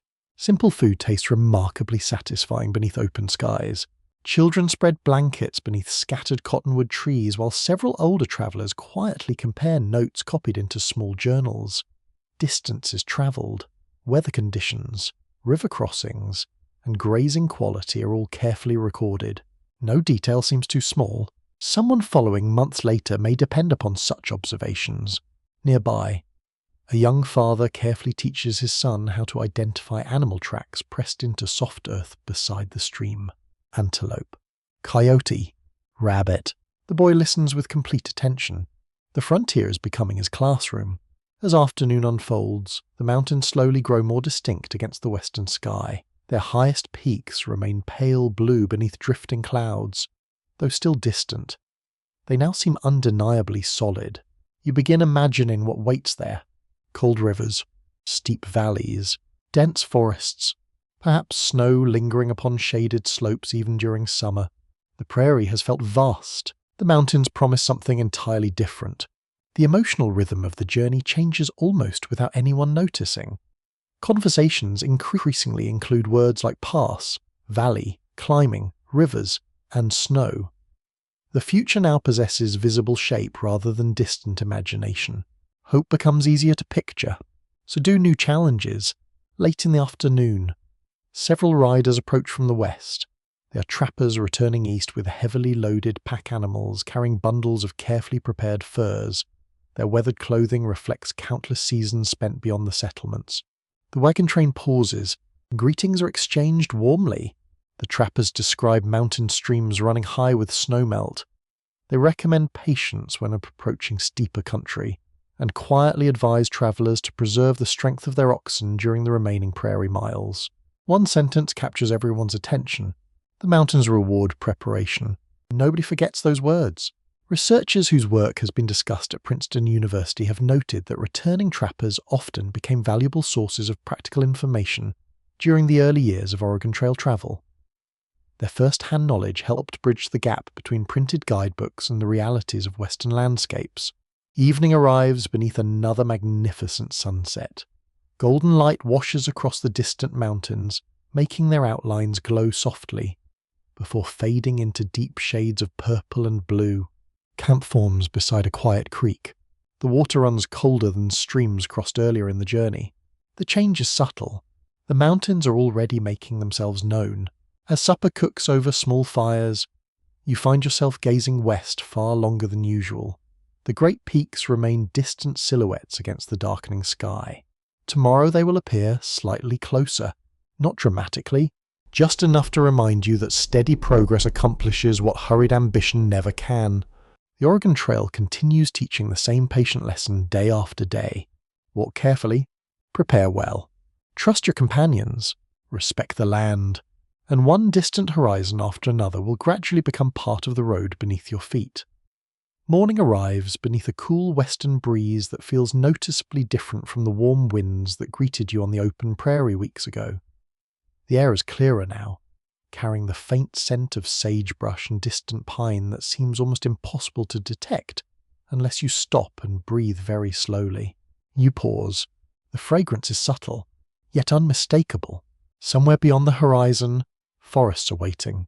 The camp stirs awake with the same dependable rhythm that has carried everyone this far.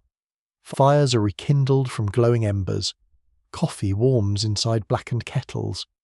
Oxen patiently chew fresh grass, while wagon wheels receive another careful inspection before the day's travel begins. Nobody skips the routine. Experience has made discipline feel natural. The mountains remain ahead, no longer appearing as pale shadows but as distinct blue ridges stretching across the western skyline.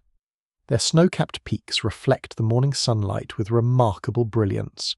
They still seem distant, just not impossibly distant anymore.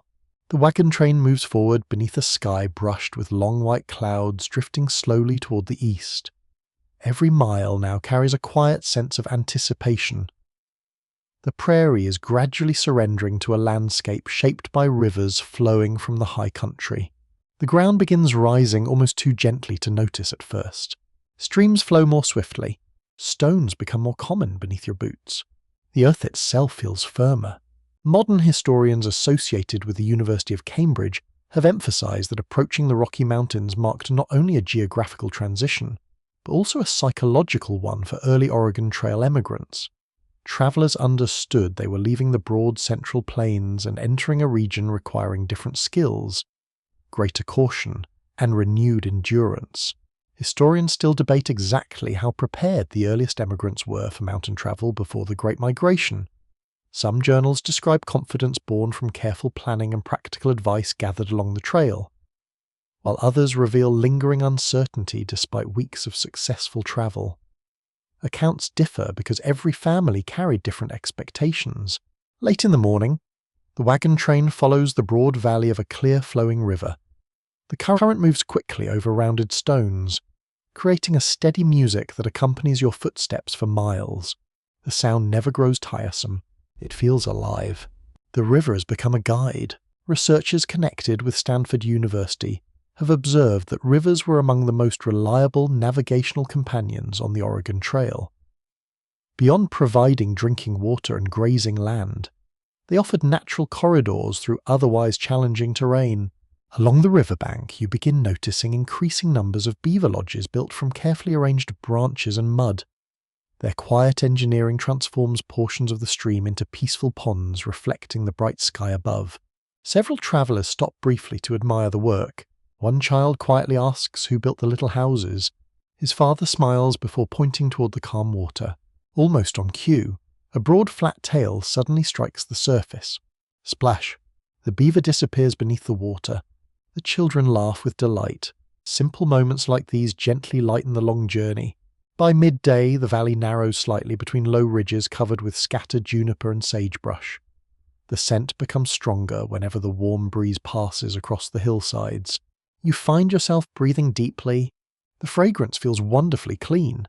Ahead, the wagon train slows once again, not because of danger, because of curiosity. High up on a rocky ridge stands an enormous weathered boulder, unlike anything you have seen before. Its surface bears countless carved names, initials, and dates left by earlier travelers. People approach quietly, almost respectfully. Each inscription represents someone who stood here months or years earlier, pausing exactly as you are now. Some names remain clear, others have nearly vanished beneath wind and rain. No one knows every story, yet every mark quietly declares the same message. Someone passed this way. Modern scholars connected with Yale University have noted that landmarks along western trails gradually accumulated inscriptions from explorers, trappers, missionaries, soldiers, and emigrants. These natural monuments became informal records of movement across the frontier, preserving thousands of personal names that otherwise might have disappeared completely from history. Historians still debate how many early inscriptions have been permanently lost through weathering or later human activity. What survives today represents only part of a much larger story carved across the western landscape. Several travelers carefully add their own names using hammer and chisel borrowed from the Wagon blacksmith. The work proceeds slowly. No one rushes. Each letter requires deliberate effort. You choose simply to observe. The stone has already witnessed countless journeys. It will witness many more. As afternoon unfolds, the mountains continue growing larger with remarkable patience. Their lower slopes now reveal individual ridges, dark forests, and pale cliffs illuminated by shifting sunlight. The prairie behind you feels increasingly distant, not only in miles, in memory. The emotional weight of the journey quietly changes again. The destination no longer feels like an abstract dream. It possesses shape, texture, presence. You begin understanding why so many journals describe this stage with quiet excitement rather than loud celebration. The mountains ask for respect, not applause. Later in the afternoon, the wagon train encounters a small group of experienced traders traveling east with pack mules carrying furs, dried meat, and carefully wrapped supplies. Greetings are exchanged warmly. News flows in both directions. The traders report that South Pass remains open, and that snow has not arrived unusually early this season. Relief spreads quietly through the camp. Researchers associated with Columbia University have noted that South Pass became one of the most strategically important features of the Oregon Trail because it's broad. Gradual approach allowed wagons to cross the Continental Divide without the nearly impossible climbs found elsewhere in the Rocky Mountains, even among historians. Discussion continues regarding why early explorers recognized South Pass as such an extraordinary route only gradually. The landscape appears deceptively gentle compared with surrounding peaks, making its significance easier to appreciate through repeated travel than through first impressions alone. Toward evening, the wagon train reaches a broad grassy bench overlooking the winding river valley below. Camp is established while the setting sun paints the mountains in soft shades of amber, rose, and violet. The cool air arrives earlier now. Blankets feel warmer. Campfires become more inviting. The smell of pine reaches the camp for the first time, only faintly, enough to hint at forests waiting farther ahead. Dinner is shared quietly beneath the growing stars. Conversation turns naturally towards South Pass. Everyone has heard the name. Few truly understand what it looks like. Tomorrow will bring another day closer.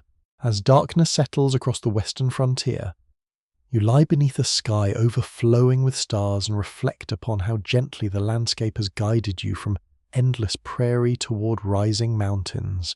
Nothing changed all at once. Every mile prepared you for the next. The Oregon Trail continues revealing its greatest lessons slowly, allowing patience to become confidence and distance to become memory. One careful step at a time. The morning arrives with a quiet stillness that feels almost ceremonial. The mountains no longer belong only to the distant horizon. They now surround your thoughts as completely as they fill the western sky. Their broad ridges catch the first sunlight while the valleys below remain wrapped in cool blue shadow. The air is noticeably colder. You pull your coat a little tighter. The change feels refreshing. As the camp awakens, familiar routines continue with practiced confidence.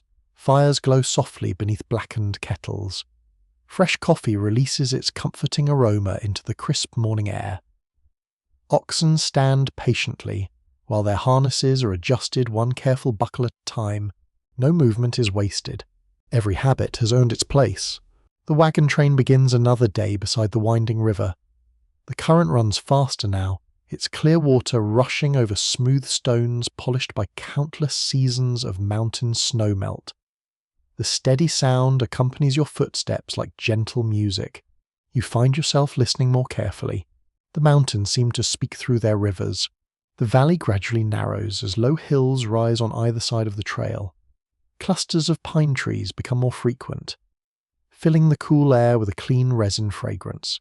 After weeks surrounded mostly by open prairie, the sight of taller trees feels strangely welcoming. Their shade offers welcome relief. Their silence feels different. You hear birds whose songs have not accompanied the journey before.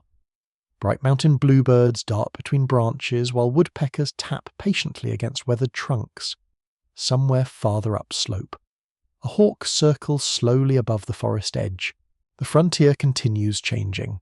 So do you. Modern historians associated with Harvard University have noted that emigrants often described entering the mountain foothills as one of the most emotionally memorable transitions along the Oregon Trail. The changing landscape confirmed that the vast plains had finally given way to an entirely new environment, requiring fresh attention and different practical skills. Historians still debate how dramatically these environmental transitions affected morale. Some journals describe renewed excitement as travellers approached the mountains, while others reveal growing anxiety about unfamiliar terrain. Surviving accounts suggest both emotions frequently existed together. As the morning progresses, the trail begins climbing more noticeably. The incline remains gentle enough for the wagons, yet everyone recognises that the effort required from the oxen has increased. Drivers shorten their pace. Nobody urges the teams unnecessarily. The animals breathe steadily as they lean into their yokes with quiet determination. You walk beside one grey ox whose broad shoulders rise and fall beneath polished leather harnesses. A faint cloud of breath escapes each exhale in the cool morning air. Its patience inspires your own. Around midday, the wagon train pauses beside a broad meadow surrounded by scattered pines. Wildflowers still bloom among the grasses despite the cooler temperatures. Small mountain streams weave gently through the open ground before joining the larger river below. Lunch is shared beneath the trees: fresh bread, smoked meat, a handful of dried berries, cold water collected directly from the stream. The meal tastes unusually refreshing. Perhaps it is the mountain air. Perhaps it is simple gratitude. Nearby, several travellers remove their boots to dry sore feet beside smooth sun-warmed rocks.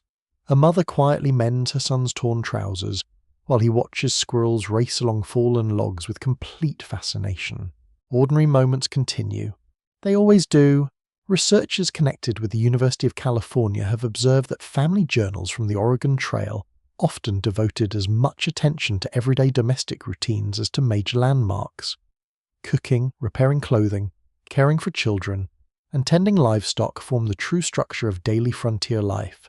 After lunch, one of the experienced mountain men gathers several younger travellers beneath a large pine. He kneels beside the ground and draws simple lines through the soft earth with a stick. He explains river valleys, mountain passes, snowfields, steep grades. He reminds everyone that climbing requires patience while descending demands even greater caution. The lesson feels practical rather than dramatic.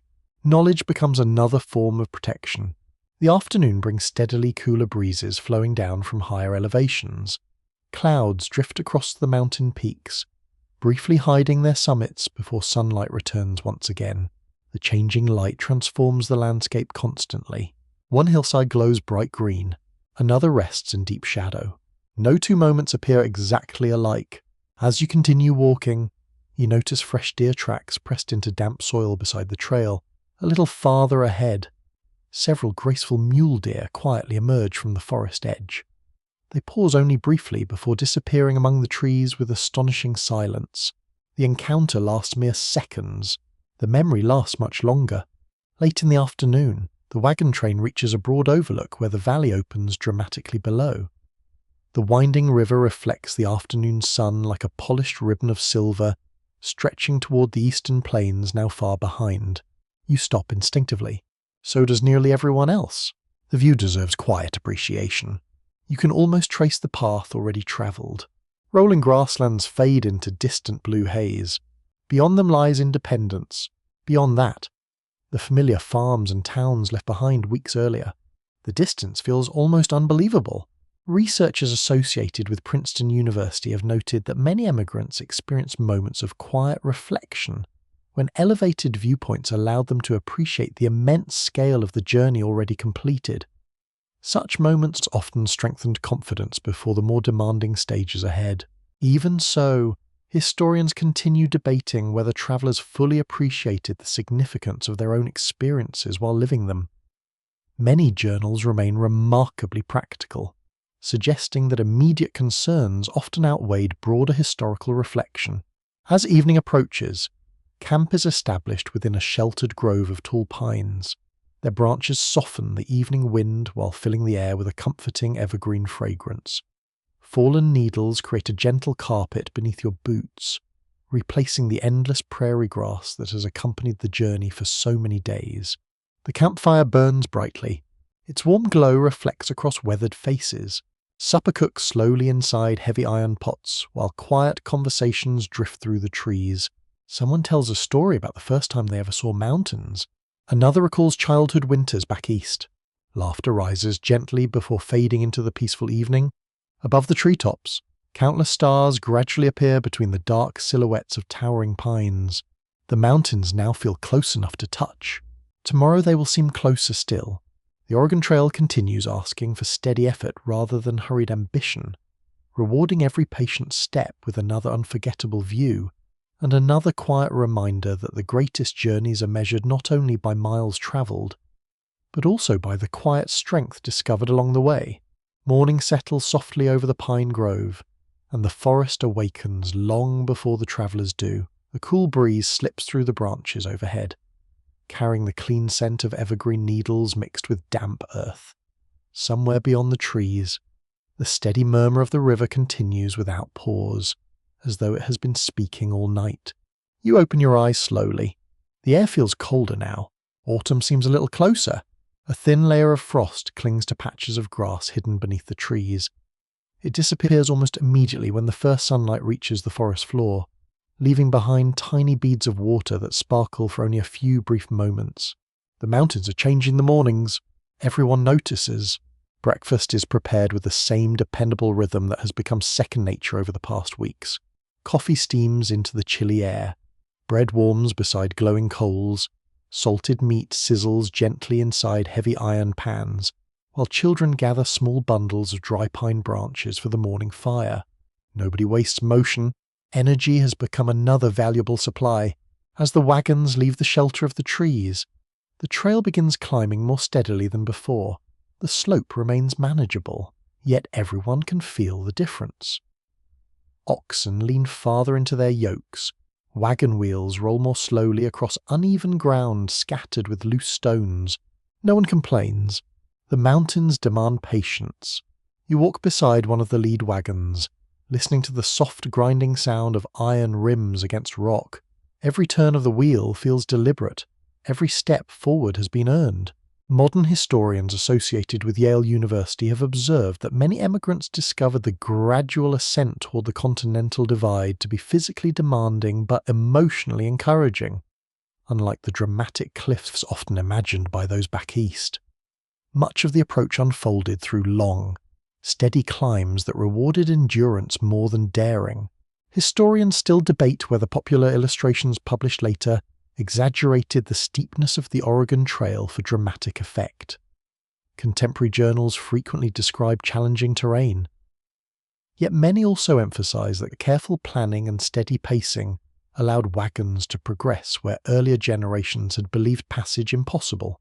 By mid-morning, the forest begins opening into wide mountain meadows surrounded by rolling ridges. Tall grasses wave gently beneath cool breezes while scattered groves of pines stand like quiet islands across the landscape. The sunlight feels different here, brighter, sharper. The sky seems closer somehow. Small streams cross the trail at regular intervals, their water flowing so clearly that every smooth stone resting beneath the surface remains perfectly visible. You kneel beside one stream. The water is wonderfully cold. It almost numbs your fingertips. Nearby, several women refill wooden buckets while children carefully float tiny sticks downstream, laughing softly as they race one another through the gentle current. Even in unfamiliar country, childhood finds room to play. Researchers connected with Stanford University have emphasized that reliable mountain water sources became essential resting points for wagon trains.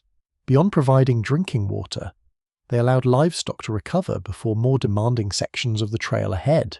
As the journey continues, signs of earlier travelers appear more frequently. Deep wagon ruts remain pressed into soft ground. Broken wagon tongues, carefully stacked beside the trail, reveal repairs completed long ago. Occasionally, old campfire rings emerge between clusters of wildflowers. Each mark tells part of a story. Most stories remain unfinished. You pause beside a weathered horseshoe lying half buried beneath gravel. Rust has already begun claiming its surface. Someone lost it here years ago. Someone solved the problem. Someone continued west. The trail quietly remembers. Around midday, The wagon train reaches a broad grassy basin where several other small emigrant parties have already stopped to rest. Their wagons form loose circles across the meadow while livestock graze peacefully nearby. For a little while, the frontier feels almost busy. Children from different wagon trains quickly become friends despite having met only moments earlier. They chase one another across the meadow, inventing games with sticks and smooth stones while adults exchange practical advice. Which streams run deepest? Where fresh grass remains plentiful? Which sections of trail require extra caution? News spreads through conversation rather than newspapers. Every meeting becomes valuable. Researchers associated with Columbia University have noted that temporary gatherings between wagon trains created informal networks through which practical information moved across the frontier. Such exchanges often proved more current than printed guidebooks prepared months or years earlier. One experienced traveller quietly shares encouraging news. South Pass is no longer far ahead. The word spread naturally through the camp. No cheering follows, only thoughtful smiles.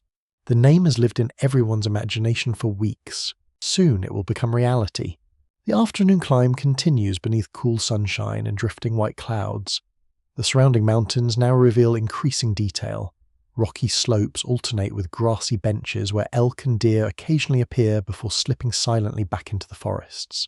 You notice fresh elk tracks crossing the trail. Large, deep, recent. The wilderness feels wonderfully alive without feeling threatening. Toward late afternoon, the wind strengthens across the higher ground. It carries the unmistakable scent of distant snow. Though none is yet visible nearby, the temperature falls noticeably as sunlight begins sliding behind western ridges. People instinctively button coats. Blankets are moved closer to the tops of wagon loads. The changing season quietly announces itself. Researchers whose work has been discussed at Harvard University have observed that timing remained one of the most critical elements of successful Oregon Trail travel. Arriving too late in the mountain country increased the risk of encountering early snow, making steady but careful progress essential. Even among historians, discussion continues regarding how accurately emigrants could judge seasonal weather patterns before modern forecasting. Diaries frequently revealed travelers relying upon experience, local advice, cloud formations, and simple observation to make important decisions. Camp is established that evening within a sheltered valley, where tall pines protect the wagons from the strengthening wind.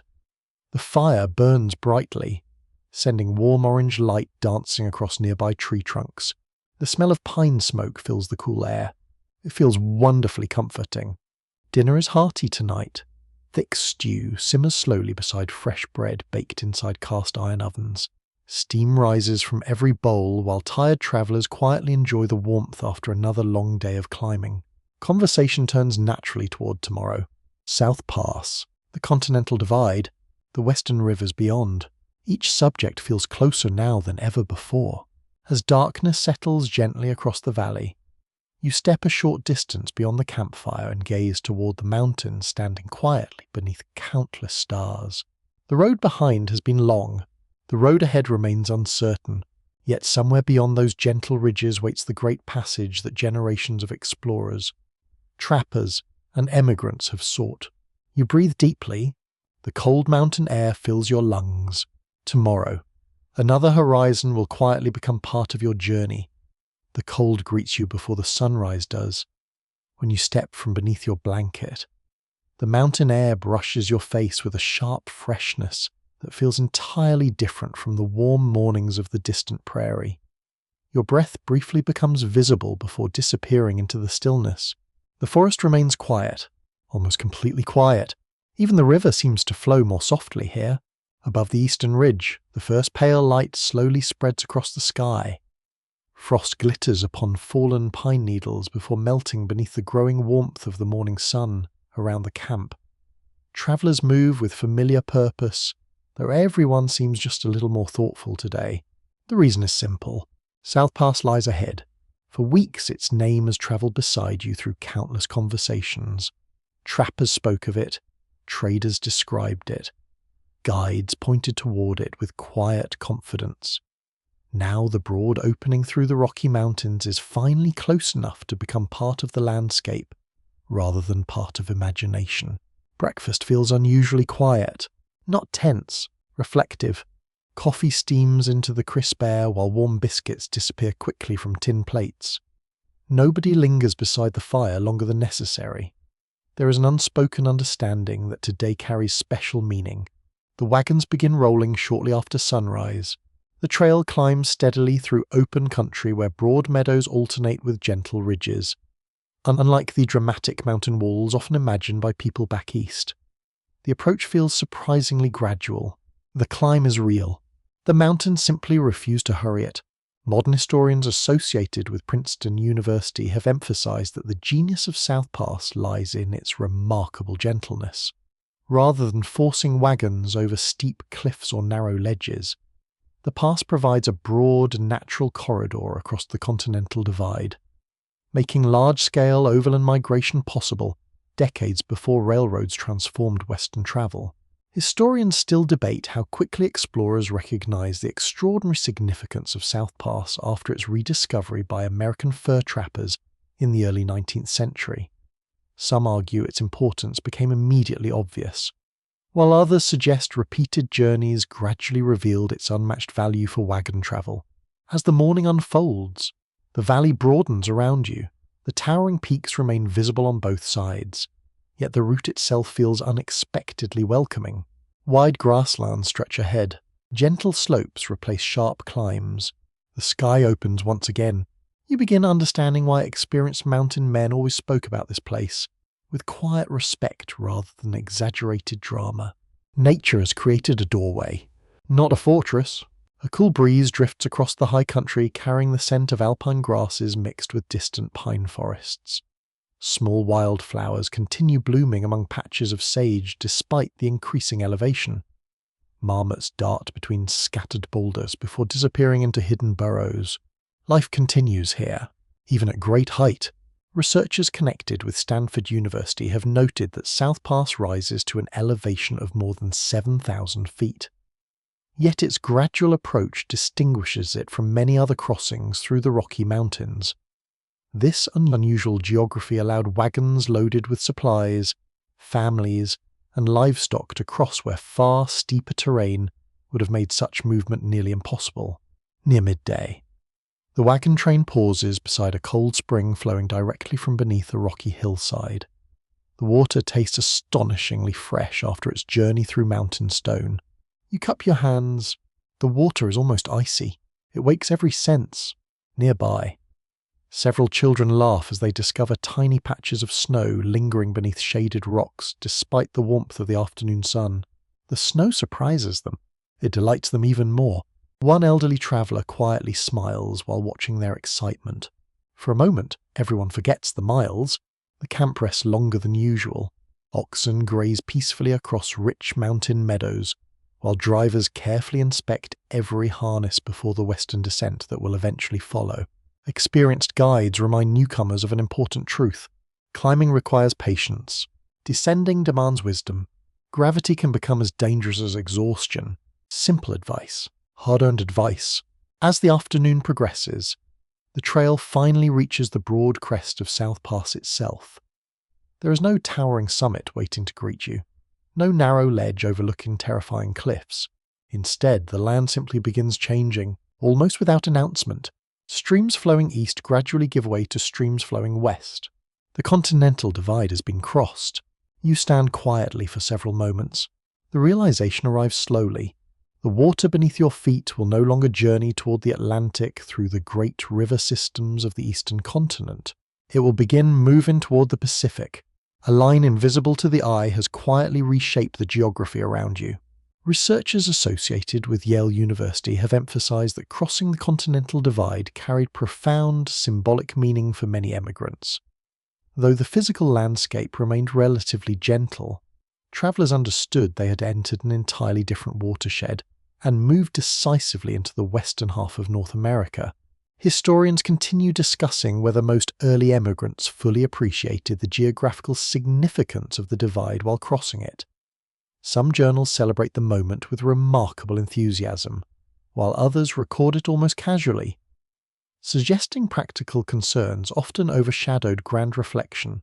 Late in the afternoon, you climb a small rise overlooking the broad pass. Behind you stretches the long road from Independence. Ahead lies the country leading toward the Columbia River and the fertile valleys of Oregon.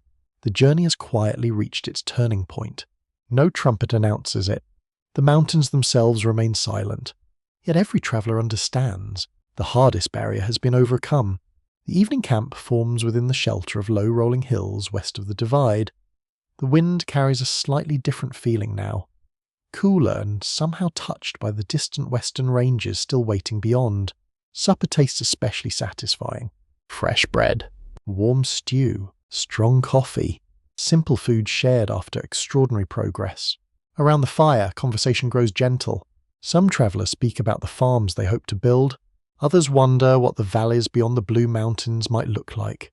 Children grow sleepy before the stories are finished. The flames flicker softly against weathered faces illuminated by quiet satisfaction.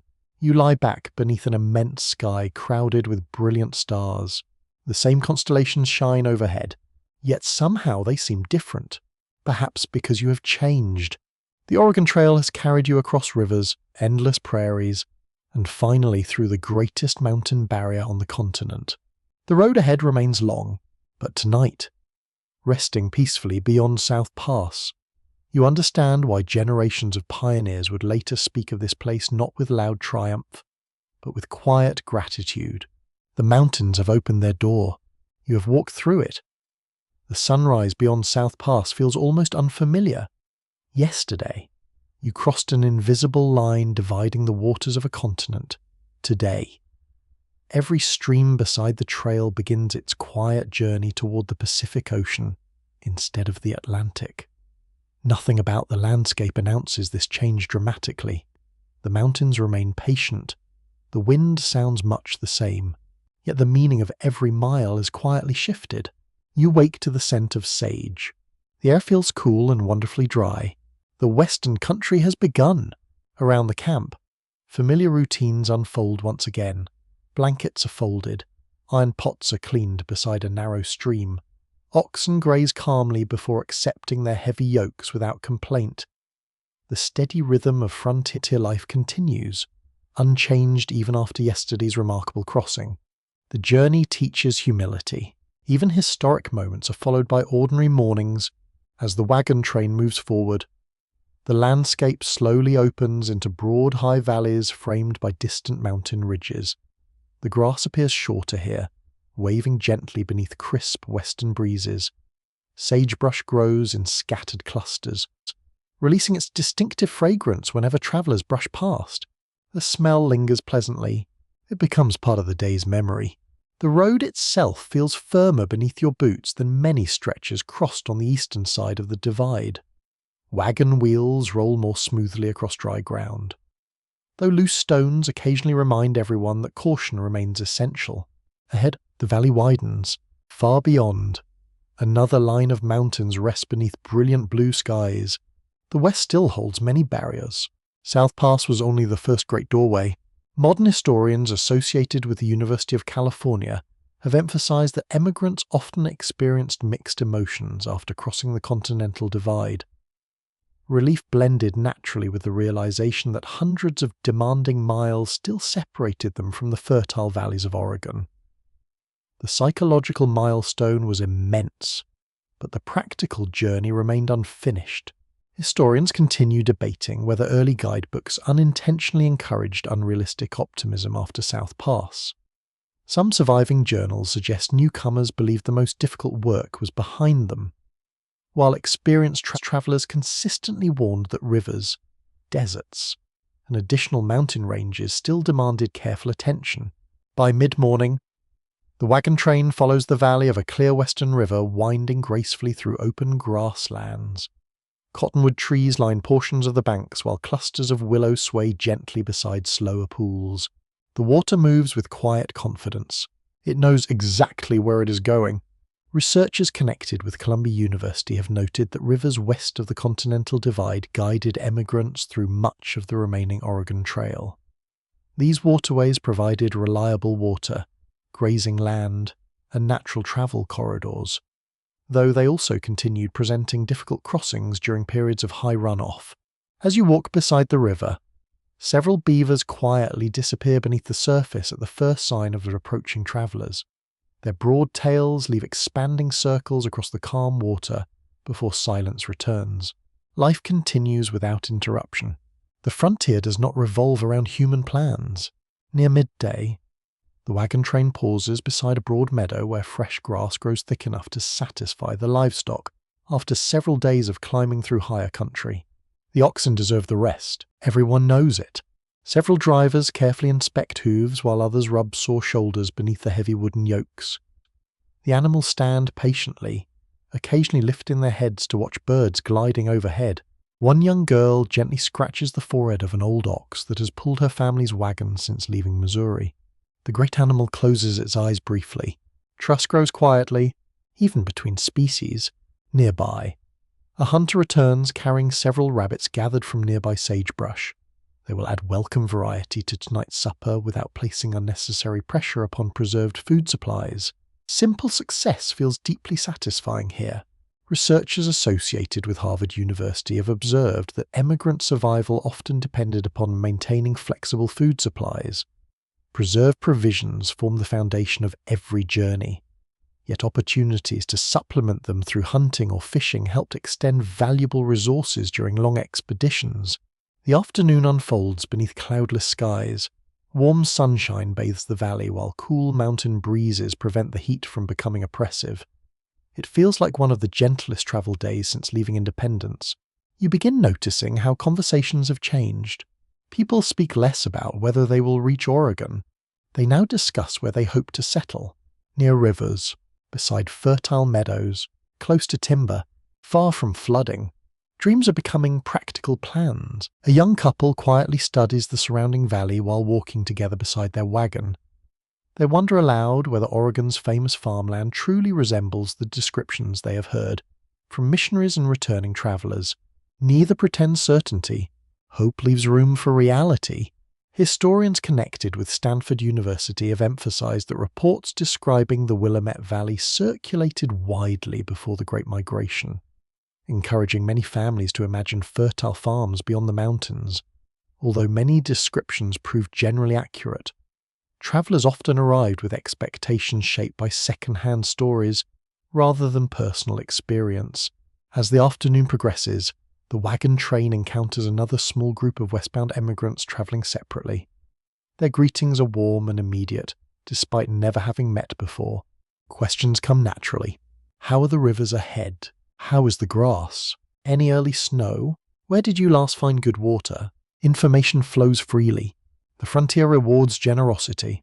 One older traveler quietly shares news that Fort Hall lies ahead along the Snake River. The name spreads through the wagon train almost immediately. Another trading post, another place to rest, another opportunity to gather reliable information before continuing west. The simple knowledge lifts spirits. Toward evening, the valley gradually narrows once again as distant cliffs catch the golden light of the setting sun. Their weathered faces glow with warm shades of amber and copper, while long shadows stretch across the grasslands. The beauty feels almost unreal, yet wonderfully peaceful. Camp is established beside a broad bend in the river where cottonwoods provide gentle shelter from the evening breeze. Their leaves rustle softly overhead while clear water slips quietly around polished stones. The smell of rabbit stew soon fills the cooling air. Fresh biscuits bake beside glowing coals. Coffee bubbles gently once again. The familiar comforts never lose their value. After supper, several travelers sit together watching the western sky fade from gold into deep blue.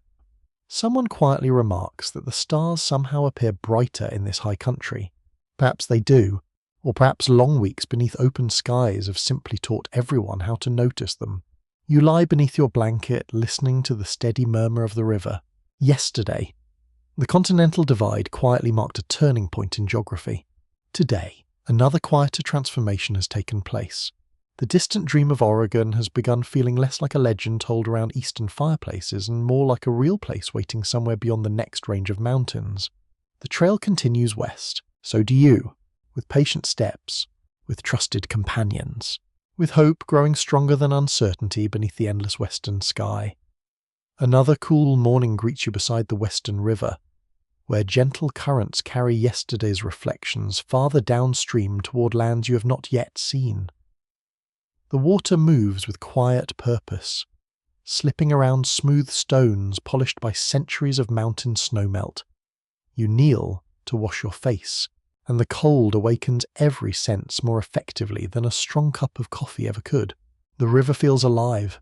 It never truly rests. Neither do the travellers. The camp comes alive one familiar sound at a time. A kettle begins to rattle softly above glowing coals. Oxen shake the night's moisture from their broad hides. Leather straps tighten as wagons prepare for another day's steady progress. Birds greet the sunrise from nearby cottonwood branches, filling the crisp air with cheerful songs that seem wonderfully ordinary after so many extraordinary weeks. Ordinary moments become precious here. You have learned that already. The wagon train moves west beneath a sky so clear that the distant mountains appear almost close enough to touch. The trail follows the winding river through broad valleys where grass remains thick and green despite the dry air. Sagebrush perfumes the breeze whenever the wagons pass through scattered patches along the valley floor. The smell has become familiar, almost comforting. As the hours pass, subtle changes begin appearing across the landscape. The river widens before bending sharply around a series of rocky bluffs. Beyond one bend, faint columns of smoke rise into the bright morning sky. Someone points ahead. Another settlement. Not a farming village. Not yet. A frontier trading post. The familiar excitement spreads quietly through the wagon train. After days spent crossing open country, the sight of buildings once again reminds everyone that this immense wilderness contains small centres of human activity connected by the same trail you now follow. Modern historians associated with the University of Oxford have emphasised that Fort Hall quickly became one of the most important stopping places for Oregon Trail emigrants after its establishment in the 1830s, located near the Snake River. It offered travellers a valuable opportunity to gather information, repair equipment, and evaluate supplies before continuing west. Historians still debate how many of the earliest emigrants fully appreciated the strategic importance of Fort Hall before arriving there. Some journals describe tremendous relief upon reaching the post, while others present it simply as another welcome but practical stop along an already familiar routine. By late morning, the walls of Fort Hall stand clearly before you. The post appears sturdy rather than impressive. Thick log buildings surround an open courtyard enclosed by wooden palisades. Smoke rises steadily from several chimneys, while horses graze beyond the stockade.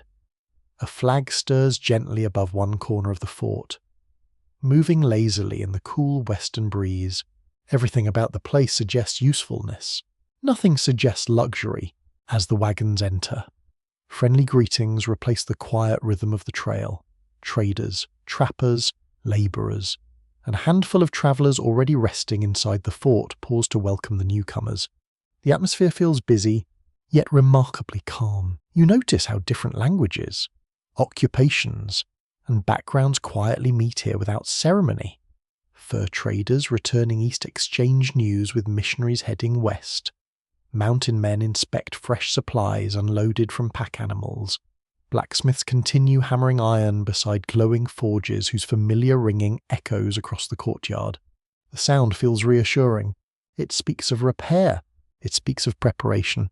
Researchers connected with Stanford University have observed that frontier forts served as communication centers as much as supply depots. Information about weather, trail conditions, livestock, and river crossings often proved more valuable than physical goods themselves. You wander toward the blacksmith's shop where sparks leap into the air with every strike of the heavy hammer. A wagon axle damaged by weeks of rough travel receives careful attention. Nearby, another craftsman reshapes worn horseshoes while several emigrants patiently wait their turn. No one demands haste. Good work deserves time. Outside the workshop, several experienced traders gather around a large map spread across a sturdy wooden table. Rivers, mountain ranges, and trail branches are marked carefully with faded ink. One traveler asks about the route ahead. The answer comes thoughtfully. Follow the Snake River carefully. Respect its crossings. Do not underestimate the distance still remaining. Simple words, important words, nearby. A missionary who has travelled between Oregon country and the eastern settlements shares quiet observations about the farming communities slowly growing in the fertile western valleys. He speaks without exaggeration. The soil is good. The winters are gentler. Hard work remains necessary. The promises are real. Researchers associated with Yale University have noted that missionary reports played an important role in shaping Eastern understanding of Oregon before the Great Migration. Their letters described fertile valleys, growing settlements, and agricultural opportunities while also acknowledging the tremendous effort required to reach them. Even among historians, discussion continues regarding how these reports influence public expectations. Some believe they encouraged realistic preparation, while others argue that hopeful readers sometimes focused more upon opportunity than hardship. During the afternoon, families reorganized their wagons once again. Supplies have gradually shifted during weeks of travel. Flour sacks are moved forward. Heavy tools are secured more carefully. Worn ropes receive replacement where possible. Every adjustment reflects experience gained upon the trail. No classroom could have taught these lessons as effectively. Children enjoy the rare pleasure of exploring inside the safety of the fort. They marvel at stacks of trade goods waiting for transport across immense distances. Beaver pelts hang neatly bundled inside storage buildings. Iron traps rest beside barrels of flour and carefully packed crates of manufactured tools shipped from faraway eastern cities. The frontier connects worlds, more quietly than most people imagine. Late in the afternoon, you meet an elderly trapper seated comfortably beneath the shade of a cottonwood tree growing just outside the fort walls. His face carries the weathered calm of someone who has measured time by seasons rather than calendars. He studies the wagons thoughtfully, then smiles. He says the trail changes every traveller, not because the land demands perfection, because it teaches patience. The sentence settles gently into your thoughts. It feels entirely true. As evening approaches, the wagon train establishes camp near Fort Hall rather than pressing onward immediately. The livestock appreciates the opportunity to graze on abundant grass, while travellers enjoy one more evening near dependable supplies and experienced advice. Dinner is shared beneath clear western skies. Fresh bread, warm stew, strong coffee. Simple food once again becomes a quiet celebration. Conversation circles naturally toward the miles already completed. Someone remembers the first muddy roads leaving Independence. Another laughs about chasing runaway hats across the prairie winds. Children speak excitedly about seeing mountains for the first time. The memories already feel surprisingly distant. Darkness gradually settles across the valley, while the lights of Fort Hall glow softly against the surrounding wilderness. You realize the fort represents more than a place on the map. It stands as another reminder that before the Great Migration transformed the Oregon Trail into a highway of wagons, scattered outposts like this quietly held together the fragile threads of the western frontier. Tomorrow the road will lead onward once more. West still waits. So does Oregon, and with every steady mile. Both seem a little closer than they did the day before. The morning begins with quiet gratitude. For the first time in many days, you wake beside sturdy buildings instead of open prairie or forest camps. The walls of Fort Hall catch the first sunlight, while thin ribbons of smoke drift upward from stone chimneys.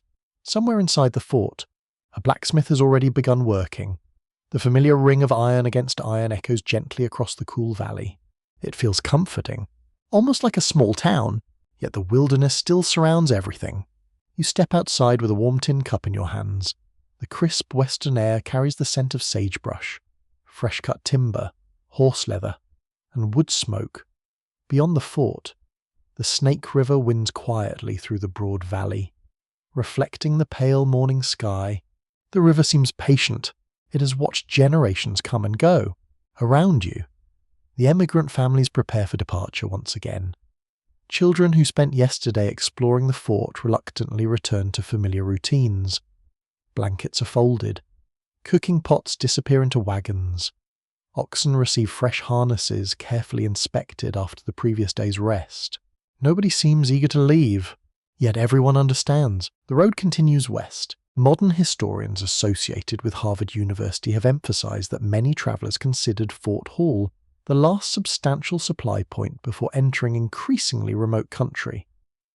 Decisions made here often influence the remainder of the journey, especially regarding equipment, food, and the condition of wagons. Historians still debate how many emigrants received consistent advice from experienced guides at Fort Hall. Some journals describe detailed conversations with traders and mountain men, while others suggest information varied depending upon who happened to be present when each wagon train arrived. As the wagons slowly roll away from the fort, you glance back one final time. The wooden walls appear sturdy against the immense landscape. Soon they begin shrinking. Eventually they blend into the valley. The wilderness quietly takes over once again. The trail now follows the broad course of the Snake River. The water moves steadily through open country bordered by gentle hills and scattered volcanic rock formations shaped long before human memory. The scenery feels different, more rugged, more open. The grasslands remain beautiful, but the land now carries a harsher character than the lush meadows surrounding South Pass. Dark basalt cliffs occasionally rise beside the river. Dry sagebrush stretches across broad terraces. The western frontier reveals another face. Researchers connected with the University of California have observed that the Snake River Plain introduced emigrants to a distinctly different environment than either the eastern prairies or the Rocky Mountain passes. The combination of dry climate, volcanic geology, and winding river valleys required continued adaptability despite the successful crossing of the Continental Divide. The morning passes peacefully beneath bright sunshine. Cool breezes soften the warmth while hawks glide effortlessly above the cliffs searching for movement below. You pause briefly beside the river. The current moves surprisingly fast. The clear surface hides tremendous strength. One experienced guide quietly reminds everyone that rivers deserve the same respect whether crossed or simply followed. Water shapes every decision out here. Near midday, the wagon train encounters a broad stretch of rocky ground where countless loose stones challenge both wagons and livestock. Progress slows noticeably. Iron rims strike exposed rocks with sharp metallic sounds. Oxen carefully test each step. Drivers walk close beside them. Nobody attempts to hurry. Patience prevents broken wheels. Several younger travellers begin removing larger stones from particularly difficult sections of the trail before the heavier wagons arrive. Others help guide livestock around deeper ruts carved by previous emigrants. The work feels entirely natural. No one waits to be asked. Researchers associated with Princeton University have noted that cooperation within wagon trains frequently increased as the journey progressed. Shared experience gradually transformed groups of individual families into organized communities capable of solving practical problems through quiet teamwork rather than formal command. By early afternoon, the rocky ground gives way to broad stretches of sage-covered plains. The fragrance rises gently beneath the warm sun, filling the air with a clean, earthy scent unlike anything found farther east. You have grown fond of it. The western landscape now possesses its own familiar perfume. Far ahead, several riders appear along the trail. As they approach, you recognize them as trappers traveling east with pack animals loaded heavily with carefully bundled furs. Greetings are exchanged warmly. News follows naturally. The trappers report favorable conditions farther west. Grass remains plentiful. Water is reliable. No unusually early storms have reached the higher country beyond. The information spreads quickly through the wagon train. Quiet relief follows. Researchers connected with Columbia University have emphasized that returning trappers remained one of the most valuable sources of current trail information before organized government surveys became widespread. Their observations often reflected conditions only days old rather than months old. Even so, historians continue debating how consistently such reports reflected broader conditions across the frontier. Local weather and rapidly changing river levels meant accurate information could become outdated surprisingly quickly. Later in the afternoon, the trail passes several unusual rock formations sculpted by countless centuries of wind and water. Tall pillars of weathered stone cast long shadows across the valley floor. Children quickly imagine castles. Adults quietly admire the strange beauty. Nature possesses remarkable imagination. A little farther on, the wagon train pauses beside a clear spring emerging directly from beneath a dark volcanic cliff. The water feels astonishingly cold despite the warm afternoon. Travellers eagerly refill barrels. Livestock drinks deeply.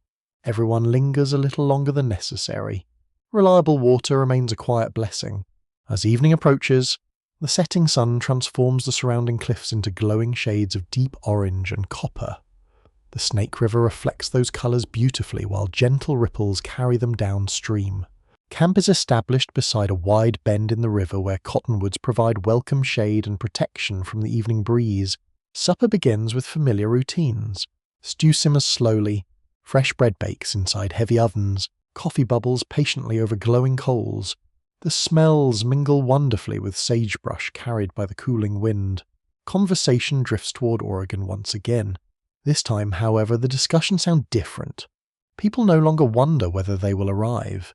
Instead, they wonder what their first homes might look like, how large the gardens will become, where fruit trees should be planted. Hope has quietly become expectation. You sit beside the fading fire while stars gradually appear above the broad western valley. The Snake River whispers endlessly nearby. Its steady current reminds you that every journey, no matter how long, continues 1 mile at a time. The Oregon Trail before the Great Migration is drawing steadily toward its quiet conclusion. The road ahead remains demanding. Yet tonight, resting beneath the western stars beside the flowing Snake River, you sense that the distant valleys of Oregon no longer belong only to dreams. They are becoming tomorrow. The morning unfolds beneath a wide western sky washed in pale shades of silver and blue. The camp beside the Snake River wakes slowly, as though reluctant to disturb the peaceful silence that has settled over the valley during the night. The river continues its endless journey, whispering softly around polished stones while a cool breeze carries the clean scent of sagebrush through the camp. You stand quietly for a moment. The air feels wonderfully calm. The journey has changed your sense of time. Weeks ago, mornings were measured by miles still waiting ahead.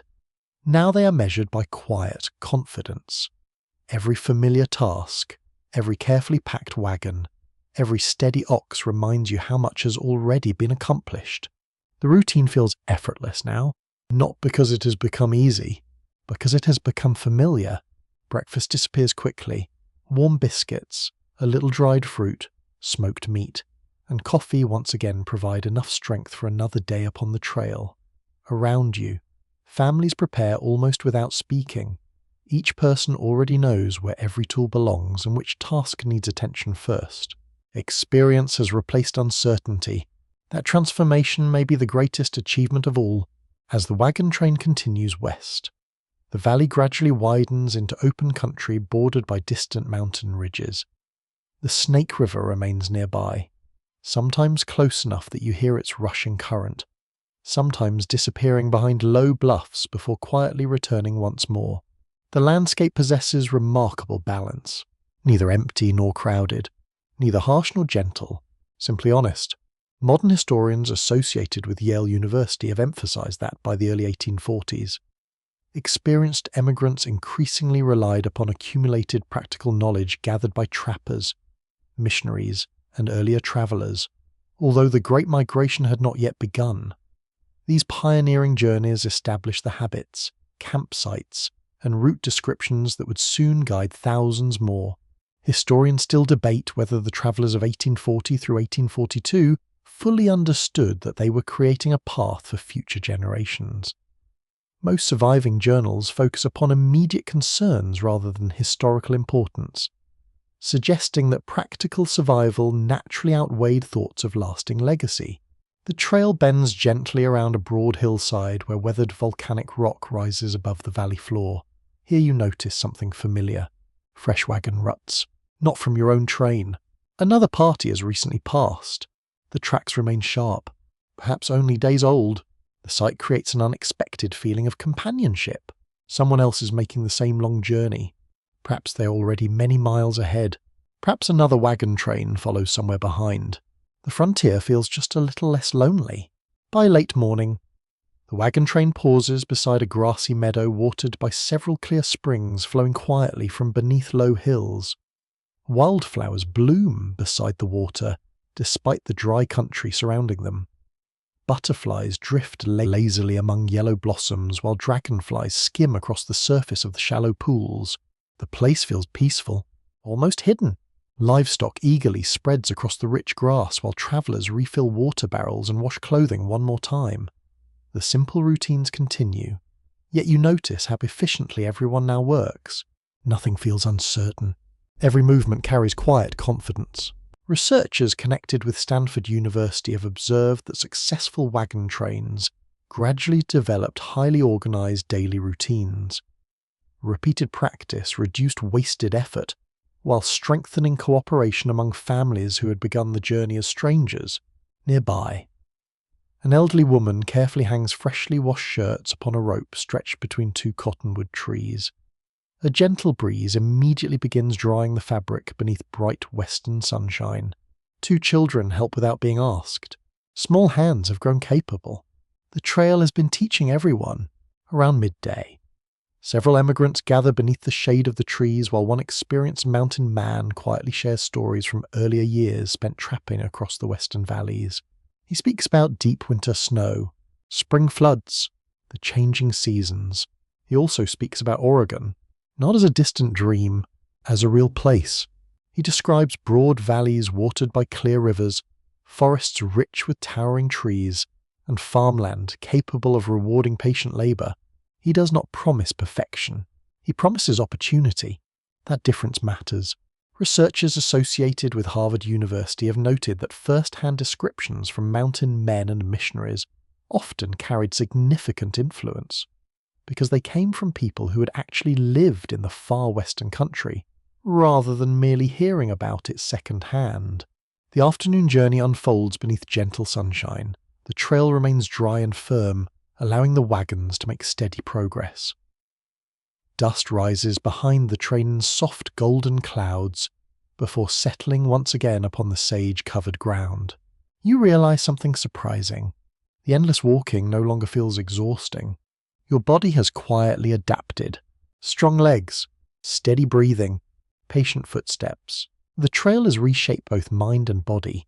A little later, the wagon train reaches a broad overlook where the valley stretches westward beneath distant blue mountains. Everyone pauses naturally. No one orders a stop. The view simply deserves one. The Snake River winds gracefully through the landscape below, shining like polished silver beneath the afternoon sun. Beyond the far ridges lies Oregon country, still distant, no longer unimaginable. The emotional weight of the journey quietly settles over the travelers. Some smile. Others remain silent. One father gently lifts his youngest daughter onto the wagon seat so she can enjoy the view more easily. She asks whether their new home lies somewhere beyond those mountains. He nods softly. Yes, somewhere beyond. The answer feels wonderfully simple. As evening approaches, camp is established upon a broad grassy terrace overlooking the river valley. The setting sun paints the surrounding hills with warm shades of amber, while long shadows slowly stretch across the prairie grasses. Dinner is shared with familiar comfort. Stew, fresh bread, coffee, quiet conversation. The meal feels almost ceremonial, though no one says so aloud. Everyone senses the journey entering its final stage. Researchers connected with the University of Chicago have emphasized that the emigrants who crossed the Oregon Trail before the Great Migration provided valuable practical knowledge for those who followed. Their journals, observations, campsites, and experience gradually transformed an uncertain route into one of the most significant overland roads in North American history. Historians continue discussing how much these early pioneers influenced later migration. While the enormous wagon trains of 1843 often receive greater attention, modern scholarship increasingly recognizes that the quieter journeys of the preceding years laid much of the practical foundation that made larger movements possible. Night slowly embraces the valley. The stars appear one after another. The river continues flowing west. You settle beneath your blanket, feeling an unfamiliar calm. Tomorrow will not simply be another day upon the trail. Tomorrow will invite you to reflect upon everything this remarkable journey has quietly accomplished. Not only for those walking beside you, but for countless families who will one day follow these same patient wagon tracks toward the far western horizon. The final morning of this long journey arrives with extraordinary gentleness. The western sky glows with soft shades of gold before the sun itself rises above the distant ridges. A cool breeze moves quietly across the valley, stirring the tall grasses that have accompanied you through so many patient miles. The Snake River continues flowing toward lands beyond your sight, just as it did yesterday, and just as it will long after every wagon has disappeared from these trails. The world feels peaceful, almost timeless. You stand beside the fading campfire for a few silent moments, warming your hands around a familiar tin cup. The smell of coffee mingles with wood smoke while nearby oxen quietly graze, unaware that they have helped carry families across one of the greatest overland journeys in American history. Their work has been remarkable. Their reward is simple grass. Around you, the wagon train awakens with the confidence earned through many weeks of steady travel. Blankets disappear into wagons. Cooking pots are cleaned one final time before another day's progress begins. Children who once struggled to keep pace now walk comfortably beside the wagons, their faces carrying the quiet maturity that only experience can provide. The trail has changed everyone. Some changes are easy to see, others remain hidden inside the heart. As the wagons begin rolling west once more, you find yourself reflecting less upon the destination and more upon the journey itself. The prairie, the rivers, the storms, the buffalo, the mountain valleys, the trading posts, and the broad passage through South Pass now feel connected like chapters in a single quiet story. Nothing happened in isolation. Every mile prepared the next. Modern historians associated with Harvard University have emphasized that the emigrants who traveled the Oregon Trail before the Great Migration of 1843 established much of the practical knowledge that later wagon trains relied upon. Their journals recorded campsites, river conditions, grazing opportunities, travel times, and lessons learned through direct experience, helping transform an uncertain route into a dependable overland corridor. Historians still debate exactly how influential each early expedition proved in shaping later migrations. Some scholars emphasize the importance of organized missionary parties and experienced guides, while others point to the countless ordinary families whose careful observations quietly accumulated into shared frontier knowledge. The surviving evidence suggests that history was built not by one famous journey alone, but by many determined travelers adding small pieces to a much larger picture. The valley widens before you beneath another brilliant western sky. The mountains gradually soften behind the wagon train. Ahead, the rivers continue guiding the road toward Oregon country. You no longer hurry your steps. There is no need. The journey has taught patience too thoroughly for that. Along the trail, you pass another weathered campsite where only a faint circle of stones remains beneath the grass. The ashes disappeared long ago. The travelers who rested there have also vanished into history. Yet their presence remains, quietly, almost invisibly. The Oregon Trail has always been more than soil marked by wagon wheels. It is a collection of ordinary lives intersecting across time. A mother calming a frightened child during a river crossing. A blacksmith repairing a cracked axle before dawn. A mountain man offering careful advice without expecting reward. Children laughing beside cold mountain streams. Neighbors lifting a wagon wheel together from deep mud. Such moments rarely fill monuments. They fill history. Researchers connected with Yale University have observed that surviving diaries from early emigrants often devote their greatest attention to everyday routines rather than dramatic events. Meals, weather, livestock, repairs, friendships, and quiet perseverance dominate many journals, reminding modern readers that the frontier was lived one ordinary day at a time. The road gently follows another bend in the river. Cottonwoods sway overhead. Their leaves shimmer beneath the afternoon light. The breeze carries the scent of sage and distant pine. You realize something unexpected. The frontier has stopped feeling unfamiliar. Its sounds have become recognizable. Its rhythms have become comforting. Even its silences now seem welcoming. Late in the afternoon, the wagon train pauses upon a broad overlook where the western country stretches beyond the horizon. Somewhere ahead lie the fertile valleys that have inspired so many hopes. Behind you rest nearly 2,000 miles of rivers, plains, storms, forests, and mountains crossed with patience rather than haste. No one gives a speech. None is necessary. Everyone understands. The road travelled before the Great Migration has already changed the future. Within only a few years, thousands of additional wagons will follow these same broad valleys and river crossings. The quiet campsites you have shared will grow busier, the faint wagon ruts will deepen, trading posts will welcome larger numbers of travellers. The Oregon Trail will become one of the defining roads of 19th century America, but that future has not arrived yet. For now, you remain among the earlier travellers, the careful pioneers, the observers, the learners, the people whose steady footsteps helped prove that families could cross an entire continent together. As evening settles across the western landscape, camp is established one final time beneath a sky filled with brilliant stars. The familiar smells of fresh bread, simmering stew, and wood smoke drift gently through the cool air. The fire burns low, conversation grows softer. The river continues whispering nearby. You lie beneath your blanket and gaze upward. The same stars watched over Independence. They watched over the Mississippi. They watched the endless prairie, the buffalo herds, the rivers, the mountains, and South Pass. Tonight they watch you once more.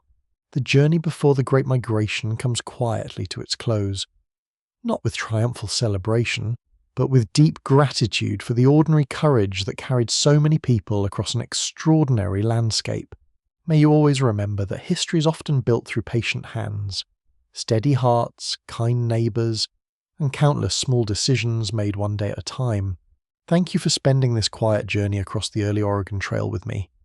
If there was one moment that stayed with you the longest, whether it was the endless prairie, the peaceful rivers, the first sight of the Rocky Mountains, or the calm passage through South Pass, I would truly enjoy hearing about it in the comments below.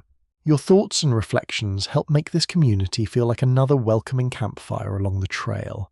If you enjoyed travelling through these early years before the Great Migration, I invite you to continue the adventure with the next story on the channel, where another remarkable chapter of frontier history awaits.